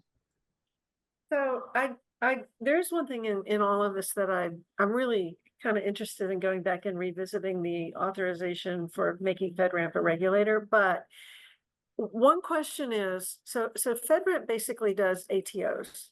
No, No, No? agencies do ATOs. Yeah, Okay. definitely don't. No, hang on a second. Let me do The this world this would way. love it if they did ATOs, but Well, what I mean by that is when you have a system and looking at say the development and operation life cycle, okay? You've got the pre going into operation where ATOs have to happen. And then you have the post ATO, the system is in operation, you're monitoring it, you're doing your continuous testing, your et cetera, until that system finally gets retired. But my point is, two different government agencies, being FedRAMP and CISA, bifurcate that life cycle. That's what I meant by FedRAMP does ATOs. Not that they do them, but that their purview is ATOs versus CISA's purview over operations. Would you combine? Okay, would you combine the whole life cycle together under one regulatory agency? And what would be your vision like before, if we were talking about authorizing FedRAMP? How would you guys look at that? Yeah. So my quick answer is, I would create a regular in charge of onboarding and annual compliance reviews, right? That could be whatever agency it is, and then I would assign continuous monitoring to either US Cyber Command or some other government organization. It could be CISA. Like, those are two separate functions, and I think one would be supporting the other, because obviously if CISA finds something in its CONMON role, it says, hey, FedRAMP, ring, take it off the marketplace right now. Right, unless they've notified. lost their ATO, right, yeah. But that's never going to happen in our current structure, regardless of administration, because you have to empower two separate agencies, you have to fund them, you have to do whatever. Like, what's the cost recovery mechanism for this regulator? We talk about FDIC insurance on your bank. There's a cost recovery mechanism. I don't know what the cost recovery mechanism is. Is it a usage tax on anybody in the cloud that pays into the US government? I mean, like, all of these things are, you have to have a cost recovery mechanism. It has to be scalable. Yeah. So that would be mine. Like, yes, two bodies, because I don't trust the two things in one place. Okay. But that would be what I would say. John, it also keeps us stuck in that point in time assessment kind of thing, right? Where if we're going to have one regulatory body keep with these annual reviews, we're kind of sticking with the same, where we don't agree that we want some sort of continuous testing, some sort of evolution of how we assess any type of tool that we want to use. That argument, it concur if we don't make any changes, but if continuous monitoring is effective and capable, then we've got effectively an ingest and a maintain, and those are two separate workflows. Like, concur with the current workflow. I think where OSCAL and everybody's trying to get to is the compliance submission should be largely automated with third-party attestation associated with it. So if you streamline that to the extent that you keep FedRAMP at whatever 15 people, and that can maintain it, like 15 people doesn't matter in terms of overall FTEs in the US government. That's more than reasonable to run an organization. But the CISA CONMON activity, or US Cybercom CONMON, that's a lot of people watching glass and doing meaningful cybersecurity work. That work, John, is where I would push back and say, I think that's the one that's really gonna have to be funded and scaled to. Yeah, to a certain extent, I would say CISA, first let's kind of recognize where there is some harmonization between CISA and FedRAMP. CISA informs their control selection for annual assessments based on active threat data that they get. CISA also has a BOD line, where if they see 0 days that need to get resolved, they issue a BOD. FedRAMP enforces it across all of CSPs, and we have to comply with it in a way that's more aggressive than the existing SLAs, even for high vulnerabilities. So there's a lot of interplay between those two agencies in terms of how they govern the CSP world. I think CISA likes having someone on the phone that has an escalation path to all CSPs. And they don't have to ask every single agency, what CSP are you using? They just basically go after everybody on the marketplace because those are the ones doing business with the government. So I also think that there's some built-in escalation mechanisms like corrective action plans and DFRs, detailed finding reviews, that lead to non-favorable results for CSPs that don't align with the performance guidance that FedRAMP has. So FedRAMP, even not being a regulator, has some teeth to it, and they also have some level of collaboration with CISA. I think, you know, where I 100% agree with John is we should double down on that. There should be way more of that. The fact that what I just gave you are not just examples, that's the comprehensive list. So there should be a lot more of that stuff. And I also there's also a bifurcation between security in the cloud and security of the cloud. So you know, Yes. Like with CISA and the CDM program, anytime they're gonna install government endpoints on, you know, some kind of virtual instance, that's gonna get loaded up with CDM agents. It doesn't matter whether it's in one cloud or the other or on their own data center. That there's got to be that continuous feed through the CDM program for everything in the cloud. It gets a little hazy with security of the cloud because of virtualization and all that stuff in terms of deploying agents on, you know, But I think, yes, more of that interwork is healthy to ensure, again, the outcome we want to achieve, and however we get there, is that compliance is leading to better security and is not bureaucracy. That's the line. Yeah, that's it. Great. I'd say I don't that know, the Hazem, if compliance, though, what is you how mentioned is more sad or more funny with regards to that little list being the most comprehensive list. I don't know if I should be sad or just sort of, you know, find it funnier. But I think when you think about what the last statement that you made regarding, you know, continue compliance and security, I think the pathway is through this adoption of continuous testing, continuous assessment, continuous monitoring. Maybe it's a topic for another day, but even now, a lot of folks are still so confused about continuous CATO. They think continuous monitoring, or they don't think continuous testing. So there is still a lot of this hand waving and myth busting that needs to go on, but I wanted to kind of share some thoughts there. Continuous testing is what we're considering as the topic for our next summit. Yeah. So segue, and I'll send you a check for being my straight man on that one. John, so we only have 10 minutes left. You have a question? Yeah, I have a big question. I sit on the CISA's SBOMP task force or committee headed up by Alan Friedman, and the Army is beginning to put in policies. Dr. Alan Friedman. Dr. Alan Friedman. To mandate this. So does SBOM help advance the issues that we've raised today? Does it hinder? Where does it fit? The software bill of materials, meaning you describe, you know, all the building blocks of your products, both third party and self-developed. How does that fit in? What complexity does it add?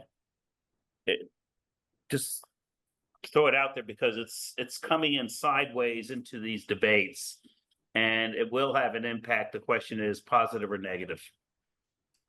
I'd love to address some of that, right? So Alan's a good friend of mine, personal friend of mine, and I think that what he's doing at CISA is just absolutely remarkable. But to say that it's, you know, bleeding edge, no, because everybody in the real world is already doing that. The government is just super behind the curve, right? But CISA took the ability with their hiring, their direct hiring for cyber under Jen's leadership. They are doing phenomenal things. what you guys were mentioned earlier, though, all of this falls under the TIC 3.0 requirements. If you look at TIC 3.0 and then you look at some of the DoD requirements, they're almost verbatim in requirements, but they're two separate agencies requesting the CSPs to do the same exact thing. And there's no teeth to the enforcement on CISA side of the house. So while they have really great frameworks, they have really great requirements, they are doing really awesome things. If an agency decides, hey, we're not going to play ball in the sandbox, there's no consequences whatsoever other than CISA telling them, hey, you should have done this, right? And I think that if there was a way to impose consequence to the agency, whether that was a reduction in funding or something, there was something you had to give, right? Like it's costing you something. I love the example that was given earlier in the day when they said, an AO quotes that they could go to jail for this. Yes, they absolutely could, but show me an AO that has ever gone to jail. I mean, did anybody go to jail for OPM? Maybe they should have, right? But that there's little to no consequences whatsoever for, basically an organization will do a reorg and it's business as usual, right? It doesn't work that way for the cloud providers. And an impact to them that goes public for DoD or public sector is going to impact the entire company and their stock worldwide, right? So we always take that into consideration when we're looking at the transparency conversations with our CSP partners. Is we want to get after an outcome based risk decision, but we don't want to cause anything that would certainly impact their ability to serve the rest of their customers. One thing that I'm very mindful of, and I share with our team all the time, is when we ask our CSP partners to do something, even if we compel them to do it through contractual language, they are going back to a much bigger organization saying, hey, the DoD or the public sector has now made this requirement or asked us to do this thing. And that stack ranks right next to the things that JP Morgan or MasterCard or Amex that are spending 10 or 100 times more than the DoD or the US government is. The only thing that we really have to fall back to lean on is either national security requirements or things that are codified into US law, right? And that is cumbersome not only on our end, but it's certainly cumbersome on the CSP's end. Hey, Dave, can I tie in what you're I think what CISA is trying to do with SBOM, like I know we've all been doing this, but the challenge that they're facing, what they're trying to do is standardize the criteria for a software bill of material. Yeah. And I think even though we've been doing that, it's really hard to standardize, what everybody's doing across the board. The theme today for reciprocity really has been transparency, but that is also a pretty ambiguous term. Like, what do we need to be transparent about? I think as we walk away, that's the stuff that I'm going to think about is what can we agree on that we can standardize for transparency that equals or at least gets us on the journey towards reciprocity with other agencies internationally and even within the industries too. So the giant hook is about to wrap around my neck and pull me out of the Chris has something to say too, though, before we leave. So what I wanted to do was one Just real last. quick, before you wrap, just to respond to John. I'm gonna let everybody talk, Chris, so you go ahead and go first. Yeah, well, because it's just completing that thought before you wrap. But I don't need to share the thought. It's okay. No, share it. Go ahead. Go ahead.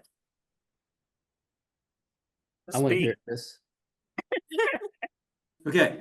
Well, I it's been hard to jump in virtually with the flow. So we need to get specific. We've had policies, we've had requirements, we've had mandates, and nobody's taken to the implementation layer. Transparency needs to be defined. We're talking about sharing of documents, already brought up. People can't even share documents. They're not allowed to. Things are stopping them. Like, we need to get bureaucratic, bluntly. Like, that's it. All to prove the case of, can we have reciprocity? Because at the end of the day, like, if we don't, we got to try. And no one's really tried, is my point. No one's tried yet. And like, we got to actually try. And that's hard work. And that's like good government work that needs to be done. And if it doesn't work, then we need to go bigger on these models of like empowering the center points and having trusted entities doing actual red teaming assessments, things that people trust so that they can like let go a little bit of their own risk and share it with something that they trust, right? And that could be a like juiced FedRAMP. It could be. But like, even if we did that, it still wouldn't solve all of the problems because the funnel problem's like this and it's expanding and it's going to be a funnel problem for a long time, which is why I think reciprocity is the right thing to go after. But like, we got to just get super specific, John, about like this actual things that need to be shared. What's stopping them? Is it policies that need to be fixed? Like, what are all the, like, you know, like that's the, if you want to go somewhere next with this, it's interrogating that question that you just brought up, in my view. That's why I wanted to jump in and respond to you, because like, I think you hit the nail on the head. Like all this other stuff we're talking about is interesting, you know, and the framework standardization, international, but it's kind of like, it's honestly, it's like the red herring of it. Like it's this, it's like, what are the actual specific inhibitors? Fiduciary responsibility is another one. Like, I don't know if Michelle would agree with me or not, but like, if the authority, like the authority to operate individuals, people giving like at that low layer, I mean, maybe it's SES, but it's just pretty low because they're everywhere. If they're actually feeling, it doesn't matter if they actually are going to jail or not. If they're feeling like they could, that's all that matters. And if they actually have written, documented fiduciary responsibility, maybe they shouldn't. Do you know what I'm saying? These are the types of things, John, I think need to be interrogated. Because like bluntly, like we'll just keep talking about this for another 5 years and we won't see progress. Even if we do governance and oversight efforts, all those are going to do are shine light on specific bureaucratic hurdles. And then somebody needs to get busy about solving them. This is just hard government work is where I want to end. So Chris, thank you. Rajiv, I'll give you 1 minute. Any final thoughts? Any final comments? Hearts and minds. I think that seems to be the biggest problem here, and we continue to see that. And I think to underscore what Chris was saying, it's hearts and minds and their perceived risk, right? When it becomes personal, when the problem becomes your doorstep, then they tend to take the last action that was taken by somebody else. So if you can find a way to change that, the technology and the process, I do not believe that is a impossible problem to solve. I think it just takes a lot of time, but it's not an NP hard problem. Thank you. And I totally agree with that. How about Michelle? Any final thoughts? Yeah, I'll keep it quick. I think I liked how it was said, it's about data in the cloud or data security of the cloud versus in the cloud. And again, I think that's where if you divide there, you might find some easier ways to do reciprocity and the continuous testing. And so it's a hard problem. So I wish everybody good luck on it. Thank you. How about Dave? Any final thoughts? I live by malicious compliance, right? So imposing clawback clauses, I think might have some incentive to improve things both on the government side and the CSP side, right? Like again, if I was king for the day, there's got to be an incentive to comply with transparency requests. Thankfully, the work that I've had with the 4 cloud providers, that transparency has been there. We see that they're hungry. We see that they're motivated to work with us. But I will say that my experience working across outside of the DoD with other government agencies and seeing how their organizations, they're not asking those same hard questions, right? If you ask any of the CSPs that work with me directly through my program or my program that I'm on, right? They'll tell you we ask the hardest questions. We enforce the requirements, right? That is not equal across the government. So in order to achieve reciprocity or anything close to that, we've all got to be marching to the same beat of the same requirement. And that's only fair to the CSPs, right? They don't want to have to do the same thing 500 times. It's costly. At the end of the day, they want to make money. And at the end of the day, my mission is to make sure that those capabilities are enabled and there for when we need them at the worst times, right? So, it's a fun balancing act. I do think that SBON will help to finish answering the question that I didn't answer earlier. It's certainly a step in the right direction. All right. Well, thank you. And Chris, any last minute thoughts before I turn this back over to Dave and Mari? Oh, no, and we're going to close together. Okay. Nope. Thank you for letting me provide the other thoughts. So I would just want to say thank you to the whole panel. I know we're running a few minutes over time. I was going to say something very, very nice, but let me just end it with you guys have been fabulous. Really, really appreciate everybody's participation. So with that, Mari, Dave. We're all gonna close. Dave, you Mari, wanna do kick it? you want to start? You want me to start? You start, Dave. Okay, well, first of all, I just want to thank all the panelists, the moderators, and everyone who tuned in today. I think we learned a lot. I mean, there were a ton of problems that came out on that first panel, but I just want to kind of jump to some of the solutions and what I heard, some things that are doable here. It's very clear we have to start small. We got the message about crawling. We got the message about doing a pilot, perhaps. I really do like the notion of making this an initiative where there's sunlight kind of shown on it, where I think we were talking about public facing targets, Chris. The other thing is we can do this control mapping.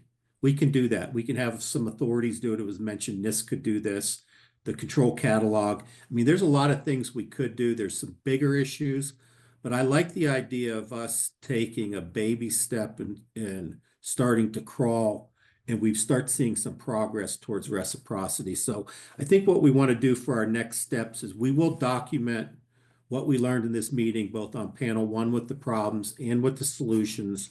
And we'll kick that out to the group. Would like your input on that to make sure we got everything pretty comprehensive. But in addition to this documenting, I think we do need to go do it. And I think that means that there needs to be action after we consolidate our thoughts here. What do we need to do as a group collectively with the CSPs and government working together?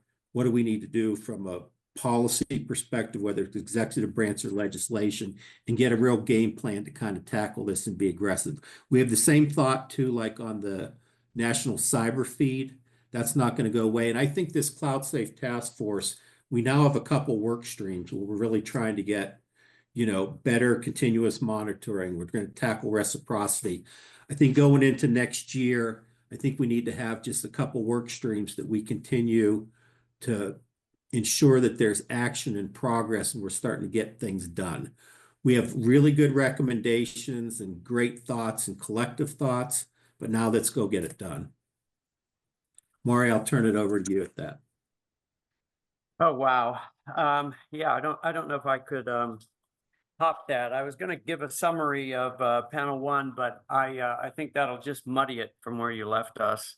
The one thing that I would like to say is I think today what I saw reinforced was that culture is key. Agencies will want to be different and have their own unique requirements, but that we may have created this fear of reciprocity. And so that might be my battle cry, eliminating the fear of reciprocity at some point. And I learned that from Chris, and it just kind of bore itself out all the way through. Anything you want to say, Katie? Well, I think the response to the fear of reciprocity is to remind folks that we are all on the same team, that we are all trying to solve the same basic problem of cybersecurity, and that we need to be really, really careful to make sure that we recognize the commonalities as well as the differences, because that's where we're going to be able to set up these, build these trust responses between organizations, build the reciprocity as a capability. Is by recognizing all that. So I don't want to sound like a politician or anything, but I really do firmly believe there's a lot of commonality, even if there are uniquenesses. Okay. Anyway, so for me, I want to also thank our staff over here. Our two note takers, Pessy and Stephen, have been awesome all day. So thank you to them very much. And then Deanna and Kara, who put all this together and worked their buns off. It's like planning a wedding. Every time they have to do one of these things, there's so much they have to take care of, and they take such good care of all of us. So I just wanted to also say thank you to all of them as well. And once again, thank you to all of our panelists and participants. The ideas that come out of this are, I'm floored every time I walk away from one of these with everybody's creativity, everybody's thorough understanding of the problems at hand. and yet we're all willing to come together and figure this out. So thank you to everybody. So one last thing, and this is sort of on behalf of John. We are definitely going to be, like David said, writing papers and recommendations. We're not one and done. And if if you want to put some stuff, last thoughts on paper and send it in, we'll take it. Yeah, absolutely. So So we'll be back. Okay. Well, thank you for everybody. It's a Thanks to pleasure everyone. having you guys. One Yep. last thing, the next meeting is currently being planned for February 5th. And the topic will be continuous testing, Yeah, which played out a little bit today. yeah, yeah. Did. You're interested? Thank you for Let's the talk. reminder. Yeah, so you'll be hearing from us. Thank you. Nice work, everybody. Thank you so much. Thank you.